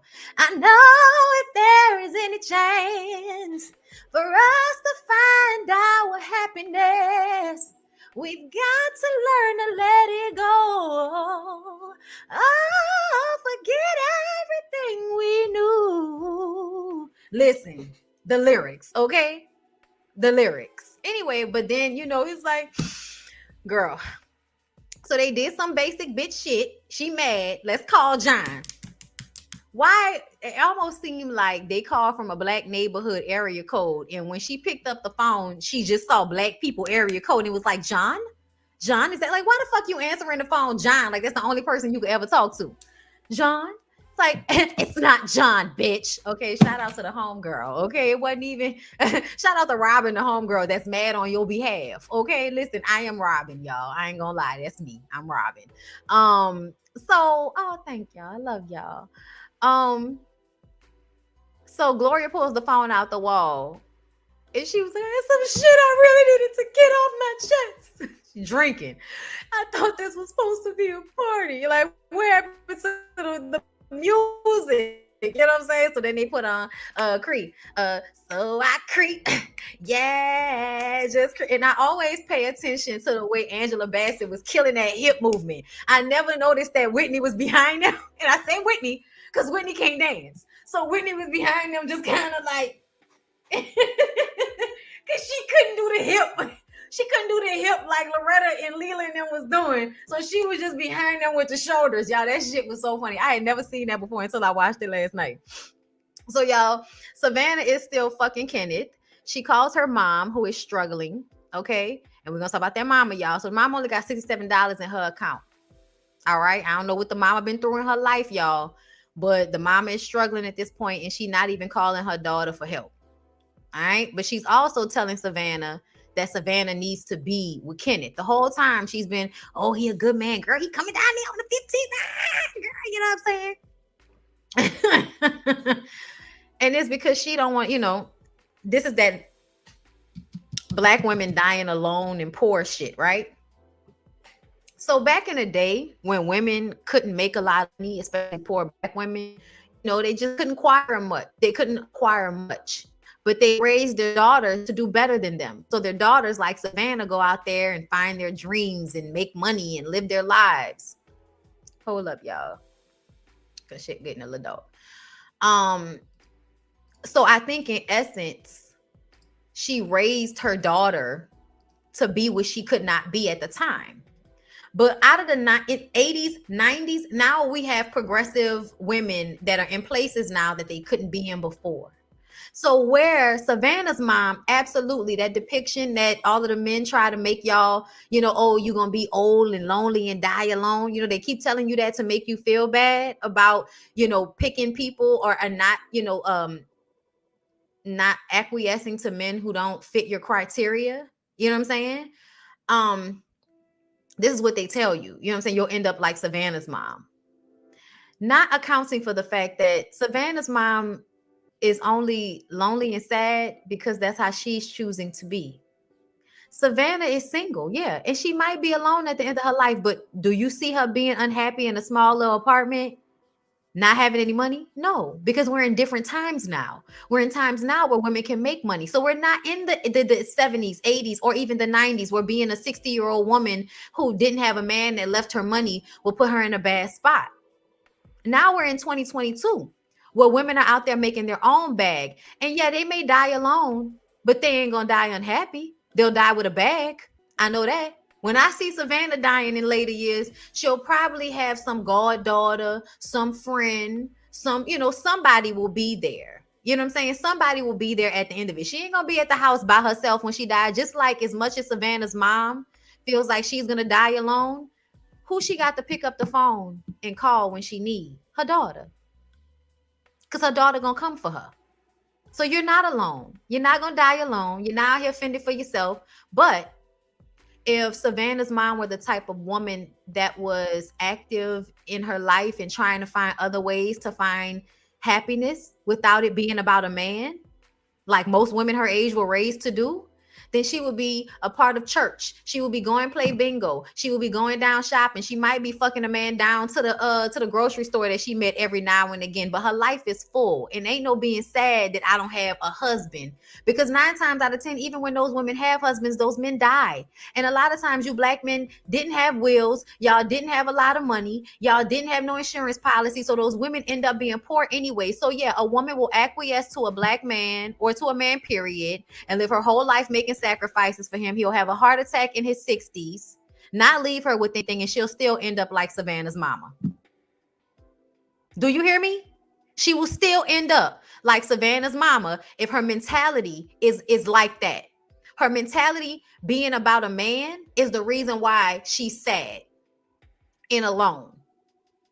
If her mentality was about her and making her own self happy, then regardless of her having a man, she would be finding a way to have a nice life. Y'all, my mom is a widow. My mom is in her 60s. My mom is a part of the church. Every time I talk to her, that lady is somewhere doing something. She still does hair every now and again. And she got her another little side job that she likes to do. She keeps herself busy. She goes on trips. She's a part of the church auxiliary. Okay. She helps in the community. She helps out with her family members. We go shopping. When her daughter needs somebody to go on a trip with, she can get on a plane and go on a trip with her daughter. Do you hear me? It ain't dying alone ain't what y'all think it is. Do you hear me? Dying alone ain't what you think it is. Everybody will die alone. It is really about the relationships you form in this life, the people that you are genuine with, the people that you pour into. You know what I'm saying? That lady ain't gonna never have to worry about nobody not knowing, if she all right. You know what I'm saying? Like, I don't go, I be sitting up there like, oh Lord, it's been like a day or two. Let me call Tanya. You know what I'm saying? And I don't even like to let that much time go by. We usually kind of run across each other at least once a day. You know what I mean? But it ain't gonna never be like that. Do you hear me? That lady life ain't gonna. My mama has had my mom's life being so like easy in my eyes. Not saying she didn't have to work or didn't have hard times in life, but life has been terrible to some people. And my mom has retained her grace and resilience and beauty and comfortability and everything throughout everything we have went through. And I think it is a testament to her mentality about constantly and always being a woman that is for having something for herself, regardless. Okay. Just saying, when y'all tell y'all what y'all mama taught y'all, that's what my mama taught me. Okay. And some people mamas didn't know, so they couldn't tell them. So I'm on YouTube to tell you. Okay. So,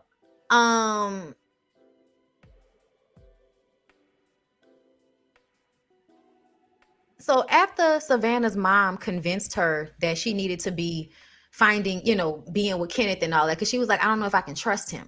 And she was like, girl, you sound crazy. And I was just like, what the fuck is that? Why would you tell her she sound crazy because she can't trust a man that you know is married? Like, what are you talking about, mama? And that's what I'm talking about. So male identified. All y'all worrying about is finding a man, having a man. And so you will give your daughter terrible advice. Terrible advice. All for the sake of keeping a nigga that ain't worth being kept. That's crazy. That's crazy. That's crazy. Savannah married a porn addict in the sequel. Y'all know I read the book and totally forgot about everything that happened. I might reread it and we'll come and talk about it again. um Marvin tells Gloria she needs to let Tyreek go to Spain. So I told y'all about this already, but Tyreek ends up going to Spain, and Gloria has this moment where she realizes that she had been making her son her companion and having that, what is it, covert, whatever the fuck it's called, incestuous emotional relationship with her son. And now that she has a man that's telling her that he finds her attractive, that he wants her, sucking the meat off her bottom lip, both of them. Okay. Now she can let him go because she has something else and she feels valued in another place. She feels valued in that place of having this man. But I am still gonna need for her because he died. He died. So I'm gonna need for her to find, I'm saying, something else. But I mean, honestly, men like Marvin are few and far in between on some shit. Like men who fix shit, like them a thick woman, respectful, come and be a part of your son's life, actually impart wisdom on him in a free way. You know what I'm saying? And not in a way that I'm doing this to get something out of it, but like I'm seriously like into this woman and I just want to, be a part of her life. Like that's how Marvin came into Gloria's life, seeing her for who she was and wanting to be a part of whatever she had going on and getting in where he fit in. They didn't even focus on it that much, but that was basically how that relationship was. That was the grace of God. Okay. And you know what else that made me feel like? That made me feel like as long as y'all out here basically being born again virgins, that someday God is gonna send y'all a man like Marvin. Girl, go to hell. Y'all better get this dick. Don't be out here like Gloria not having no man. Mama gotta have a life too, baby boy. Okay. Hopefully a Marvin will eventually come along, but y'all are not gonna sell this TD Jakes bullshit to me. And I say that because y'all saw all of them Lifetime movies that TD Jakes and them made, misogyny and just terrible. It's terrible. As much as I be wanting to watch them because I love all of the black people that are in them, it's always some stupid message at the end that I'm like, no. I'm not going along with this bullshit that you're trying to teach me at the end of this fucking movie. This after school special fucked up ass story you trying to teach me that has the misogyny link to it. Boy, go to hell. Anyway, Russell goes over to Robin's house and doesn't want to have sex because he just came from his wife having sex with her. And y'all, Robin was standing there in that lingerie. I want that lingerie. That shit was sexy. It was see-through, and at the bottom, it had, it like went all the way down to the bottom and had like the black over the vagina part in the butt crack part, but all the rest of it was see-through. That shit was sexy. I was like, girl, I don't know if Fancy sell it, but I'm about to go look for it because that shit looked good on her body. I was like, oh girl, I want one. But he didn't want to have sex because he went home and had sex with his wife, and now he's staying over there by her. I'm like, you should have stayed at home with your wife. Why the fuck you gonna come over here and climb in the bed with her if you ain't gonna give it a dick? Okay. And then Troy calls. So you're still talking to Troy after he threw an orange up there on your balcony. Okay. But she was like, I can't talk to you right now. And he was like, tell your little boyfriends don't be calling here after 11. And she was like, is he jealous? What a fucking joke. Just came home from fucking your wife and go sit up here and tell me who can call my house? The audacity. Right, Russell, did you sleep with her? Look, I ain't gonna be getting questioned about what I'm doing with my own wife. Like, all right, then go home with your wife. The fuck? Y'all, these niggas. Anyway, but she gotta take responsibility. She letting this nigga lay up with her. Savannah and Robin talk about how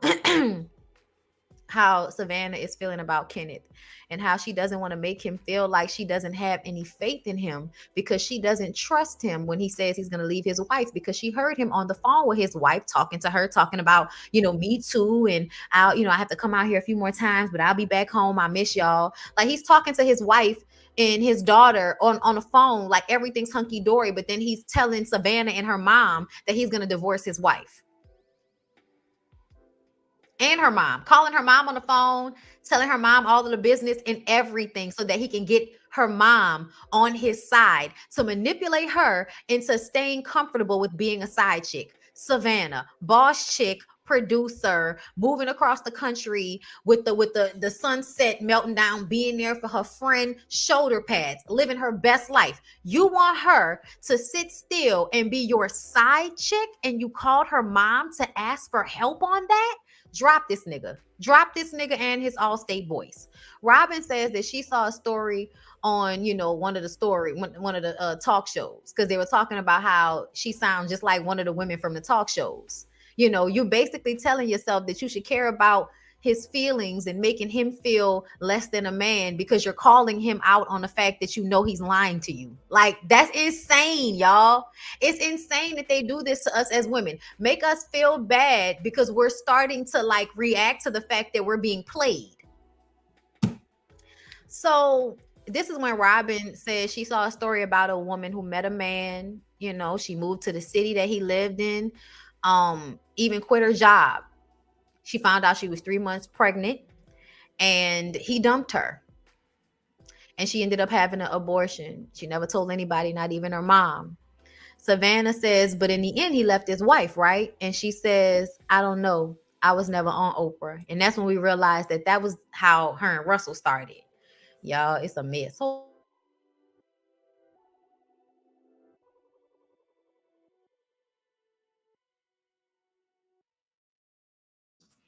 So yeah, okay.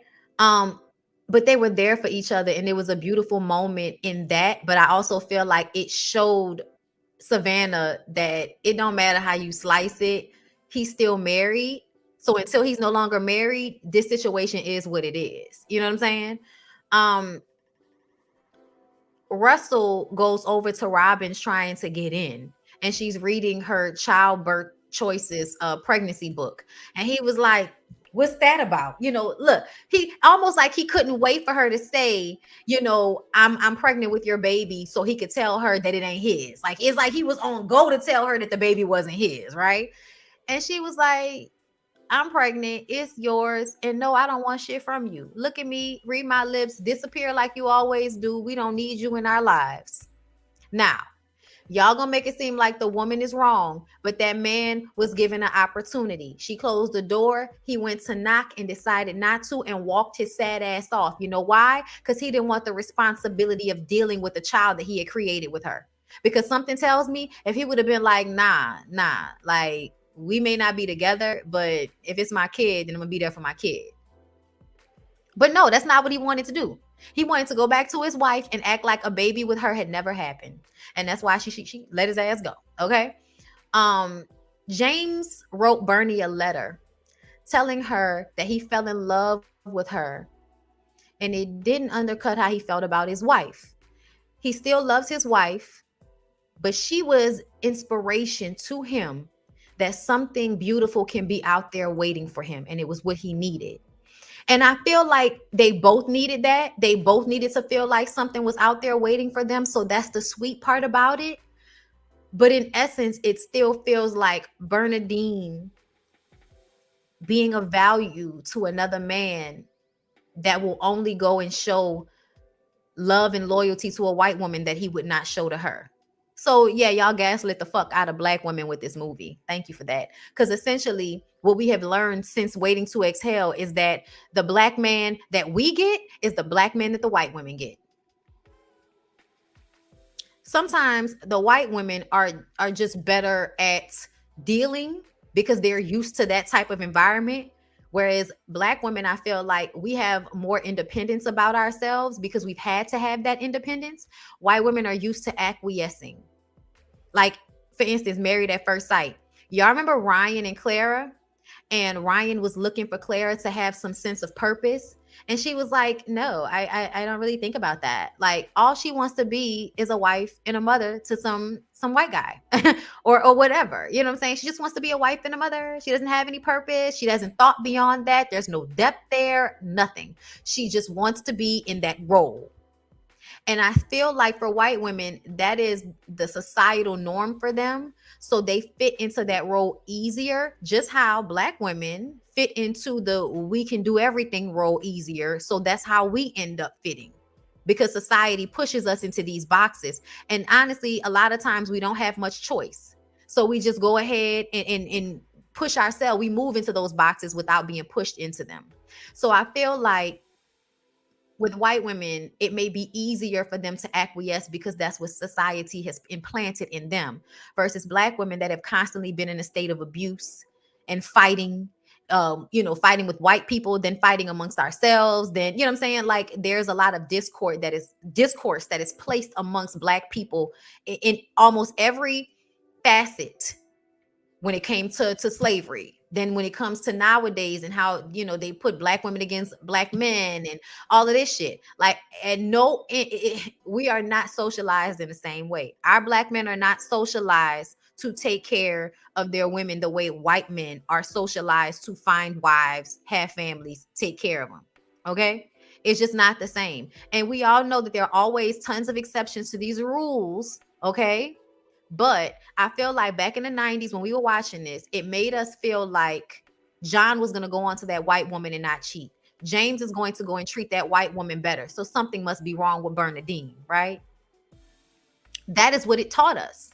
But now in 2022, we see all the biracial children and how the racial shit was still a part of their makeup, still a part of their households, where some of them felt that their white parent resented their Blackness, or still said racist shit in front of them, or the Black men that eventually leave those households anyway and leave those white women on their own. Okay? Either way, or what John may likely have done, which is eventually had children with that white woman and then forgot about the Black children that he had with Bernadine, basically going to Brian McKnight the situation. Let's not forget. All right. So still, at the end of the day, James and Bernie were supposed to be two people in a place where they could not fully they couldn't move on, but they needed somebody to help them see that they could.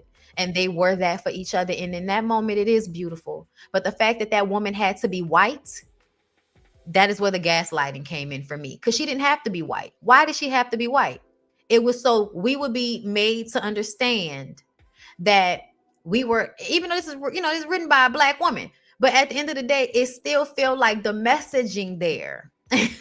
The messaging there is that we're still going to end up having to fend for ourselves while the men go and take care of Kathleen and whoever James' wife is. You know what I mean? So that's why, in essence, you don't need to ever make, you don't even ever need to make decisions like that.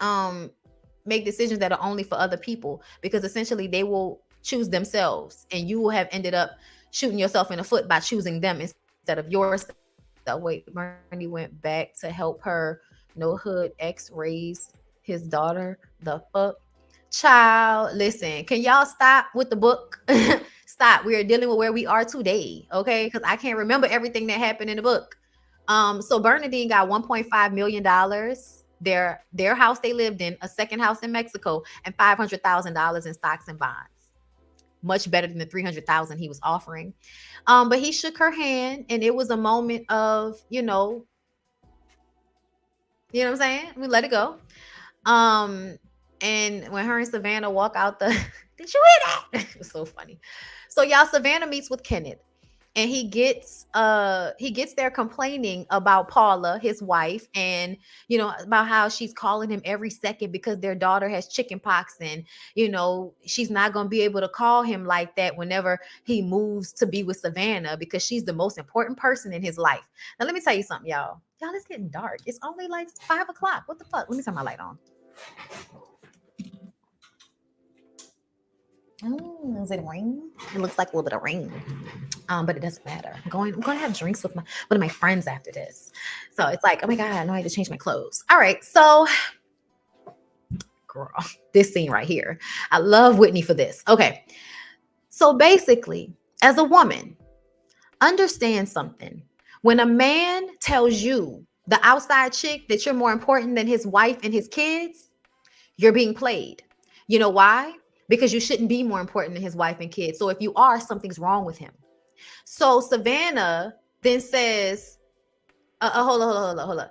He tells her that he's convinced that this is what he wants to do when the time is right, because things still have to be worked out. It's more financial, and it will be the wrong time for his daughter. Like, he's making all these excuses for why he's not ready to leave his wife just yet. Like it's he's got her on the string. He's got her on the string. Oh Lord, child. Barack definitely gonna be trying to run inside right now. Damn, I wanted to finish this. Y'all, I'll be right back. I'm gonna edit this and put this on the website, but I'll be right back.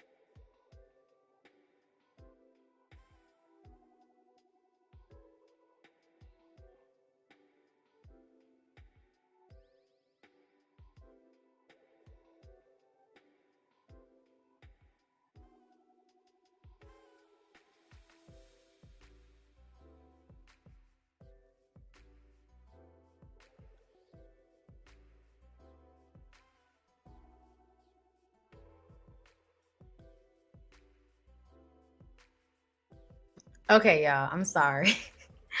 Oh, this video is so long and I didn't mean for it to be this long. Okay, so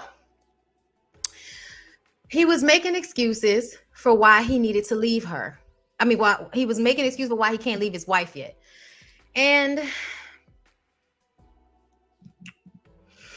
Savannah tells him, you know, the more I look at you, you look like the scum of the fucking earth. I loved it. I loved it. And she said, I'm the lucky one. I'm lucky I was never in danger of you leaving Paula for me. Okay. Just so you could turn me into Paula next year and do the same fucking thing to me next year. Pretty close to irresistible. Love a man. Okay, Whitney, get into it. Get into the role. Um, he says, you weren't worrying about my wife when you were fucking my brains out, were you? She says, you're right. You're right. I couldn't see past what I wanted. And that made me an asshole. But you know, the difference between me and you is that I'm not anymore. And then she knocked the drink off over on him. And he said, listen, stop. I'm sorry, okay? We have to be able to work this out, okay? I'm not mad. And that's the thing that killed me. She's telling you she's not a fool anymore. And she's not going to keep going along with this. I'm cheating on my wife with you. So be my side chick shit. And after you've been lying to her saying you're going to leave your wife, she's telling you, no, I'm not going to go along with this with you anymore. And he's telling her, I'm not mad. I'm not mad that you just disrespected me by telling me you didn't want to continue with this fucked up relationship. I'm not mad. Nigga, what? She said, I'm not mad either, baby. And you know what? The drinks are on you. Threw that drink on him and walked the fuck out. Okay, so she goes to work the next day. Her mom calls, going off on her because Kenneth called crying. How could you be so insensitive to him after he cried his heart out? He is a good man, Savannah girl. And that is the most toxic things in our community as Black women. It's being told by our mothers, aunties, and all the older elder women in our communities to accept trash from men so we don't end up being lonely. Apparently, our moms, grandmothers, aunts did not have sex toys, okay? I don't know. I just feel like y'all need to go have some orgasms and gather yourselves because y'all are giving these young women advice from a thirsty place. Okay? Savannah's mama gave her bad advice from a thirsty place. Okay? Because she wanted to go and be an old woman when she's still too young for that. That lady looked too young. That lady looked like she need to still be going and wrap that cat around somebody. Crown. Okay? Anyway, look, I'm sorry. But she says that he's a good man. He's just trying to get out of his situation. How could you be so insensitive? And Savannah says, I am tired of you telling me how to live my life, Mom. I have interests you don't even ask about. I'm a good person. I'm good at my job. I have friends. Like, I have a good life. And all you care about is whether I have a man or not. Like, what the fuck is that? Like, that's crazy that that's the only thing you can care about as a woman is if I have a man or not. That's because the mama was fucked up and never unlearned. And that's why it's important for young women, for y'all not to put everything on a man. Please stop. I see a lot of young girls online. Some of the girlfriends of these rappers and shit be making y'all feel like all of the disrespect and unsupportive bullshit is worth it because these niggas got money and these little girls be hating on y'all. All of this, cute, Fendi, Gucci, and all of that. And y'all see how that shit get these girls nowhere. You can have all that name brand and design and in 20 years have absolutely nothing because you spent most of your good hardworking years trying to procure some nigga instead of trying to procure your bag yourself. Okay? Okay? Everybody quotes Savannah. Everybody quotes Savannah mama. He's a good man, Savannah girl. All right? But ultimately, she says, I would think you would rather me be alone than to be with some two-timing loser like Kenneth. And her mom says, once again, he's a good man. And she says, you know what, mom? Won't you go fucking marry him then? Hangs up the phone, calls her mom right back. Mom, I'm sorry. I didn't mean to disrespect you, but I meant what I said about my life. Okay? And she was like, I know, baby, but I just don't want you to end up like me, alone. And you know what happens at the end of the movie? The four women, after all taking accountability for the part they played in the bullshit in their lives, Bernadine with allowing for a man to take control of her life out of laziness and fear. For Robin, who knows mentally that she should make better decisions, but because she's ruled by her vagina, would make bad decisions in men and needs to choose based off of what she's seeing versus the what could possibly be the possibilities of a nigga. You know what I'm saying? No, deal with where they are. Meaning he's married, he's not a good nigga. He's on cocaine, he's not a good nigga. He can't fuck, he's not a good nigga. Period. If you are a man with money and you see yourself as a nice guy and a woman, isn't really interested in you and y'all end up not being together and then you butthurt behind it, so you act like a bitch and act out in all of these like immature ways, you're not a good guy because you can't handle rejection. Y'all need to learn how to handle rejection, okay? Everybody is not going to like you. It's not shade to you. It's just what it is. Everybody isn't attracted to everybody. Everybody doesn't vibe. Everybody doesn't blend. It just doesn't happen that way. And sometimes in this life, because life is not fair, you're going to like people that don't like you. And you know what? That's a teaching moment for you to be able to deal with rejection because it's going to happen whether you like it or not. Y'all, it's pouring down outside. Gloria needed to learn that you need to live your life for yourself and not for your son. And you need to see how beautiful you are, whether you a big girl or not. And we all know Gloria was not that big. But just because you a big girl, just because you fat or whatever they want to call it, it does not mean that you are lacking in value. It doesn't mean you need to take any old man. It does not mean that you need to be the fuck buddy to some nigga. Okay? It doesn't mean you need to just take them as they come because people don't view you the way they view skinny girls. Fuck that. Fuck that. Always feel like you're beautiful, no matter what weight you're in. Always feel like you a bad bitch, however you want to look at it. Always feel like you're attractive, you're valuable, you're beautiful, you're sexy. Always feel like that about yourself. You know why? Because it's not about nobody but you. You got to feel like that about yourself, and then you will attract people who see that in you as well. Okay? Because Gloria was bad. So the idea that she was walking around not dating and not having a man because she didn't see how fine she was, because she was caught up on a nigga that wasn't even really into her, treating her like shit because he didn't want to be honest with himself. That's why you can't let how other people see you dictate how you see yourself. Because that lady spent a lot of time putting too much effort into her son because she was too scared to admit that she was insecure and she needed to fix the insecurity. You know what I'm saying? Work on the insecurity. Start doing, you look at yourself in the mirror, speak positively into yourself. When you think about a negative thought about yourself, dispel the negative thought. If there's something you can do aesthetically to make yourself more attractive, then do it. You see what I'm saying? But ultimately, don't ever walk around on this fucking earth feeling like you're not attractive enough to receive love or to receive affection or passion from somebody, because that's a lie from the pits of hell. Okay, and it puts you at a position to feel like you're not deserving of better, so people will come and take advantage of the fact that they see that you're insecure. They see that you feel bad about the fact that you don't think you're as attractive, you know what I'm saying, or the world may not think you're as attractive, whatever the fuck. Okay, but as long as you feel like you that bitch, can't nobody disturb that, and people are attracted to that type of energy. Okay, exactly, validate your damn self. Okay, and when you have moments where you don't feel good about yourself, no, not doing that. Nope. Correct the thought. Y'all got to learn how to correct y'all own thoughts. It's your mind. You're in control of it. If a thought comes into your head that makes you feel bad, dispel the thought. Okay? Especially when it comes to your self-esteem. Dispel that shit. Okay? Put that shit in the back of your mind. Child, my dogs are scared of the rain and have bust out of the garage. Get away from me, shitty. Anyway, but they're all driving New Year's Eve in the car together to go and celebrate. Robin is pregnant, big and pregnant, keeping her baby. Everybody looks happy. Everybody looks grounded. You know what I'm saying? They all look confident and beautiful and lifted. And they still haven't all found men. They still all haven't found a man to be with. And yet they still are together, feeling cute, feeling love, feeling happy. Y'all, I have never cried before at the end of this movie. But I cried at the end because I know what it feels like to be in a tough space in your relationship and your friends are your saving grace. You know what I'm saying? Your friends are uh they scared, they do not like the thunder, y'all. You know what I'm saying? Your friends are your peace of mind. They're a safety.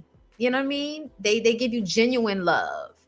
And at the end of the day, you can go through all of this other stuff around them, all of the men, all of the issues, but the fact that they had each other, that's all that really mattered. Y'all, Barack is crippled. And I believe he's trying to come up here because he's scared. He's crippled. Is that hell? Oh, that might be hell. Oh, that is hell.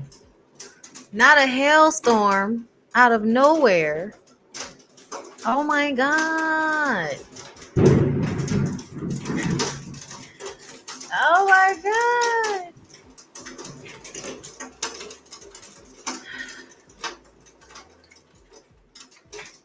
This needs to stop.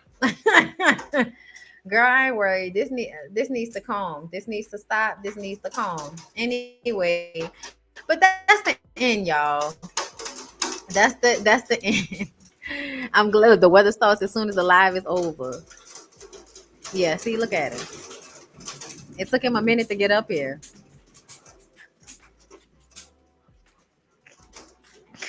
Yeah, he crippled. He would never come up the stairs unless he was really scared. I feel like I'm gonna have to reschedule my I don't know, I'm gonna have to call my girl. But anyway, that's it, y'all. I hope y'all enjoyed this long ass live. Next time this won't be as this live won't be as long, I promise. But I still enjoyed it. I think we had so many good conversations today about this. Yes, this concludes our movie review session. It absolutely does. But y'all catch the playback when you have time. uh Oprah basically made it feel like Whitney's movie and everyone else is just supporting cast. Well, we see that's not what happened from the movie. Okay, that's not what happened at all. But anyway, I love you guys so much. I hope y'all enjoy this. Have a good rest of y'all day. Pray for us, Lord.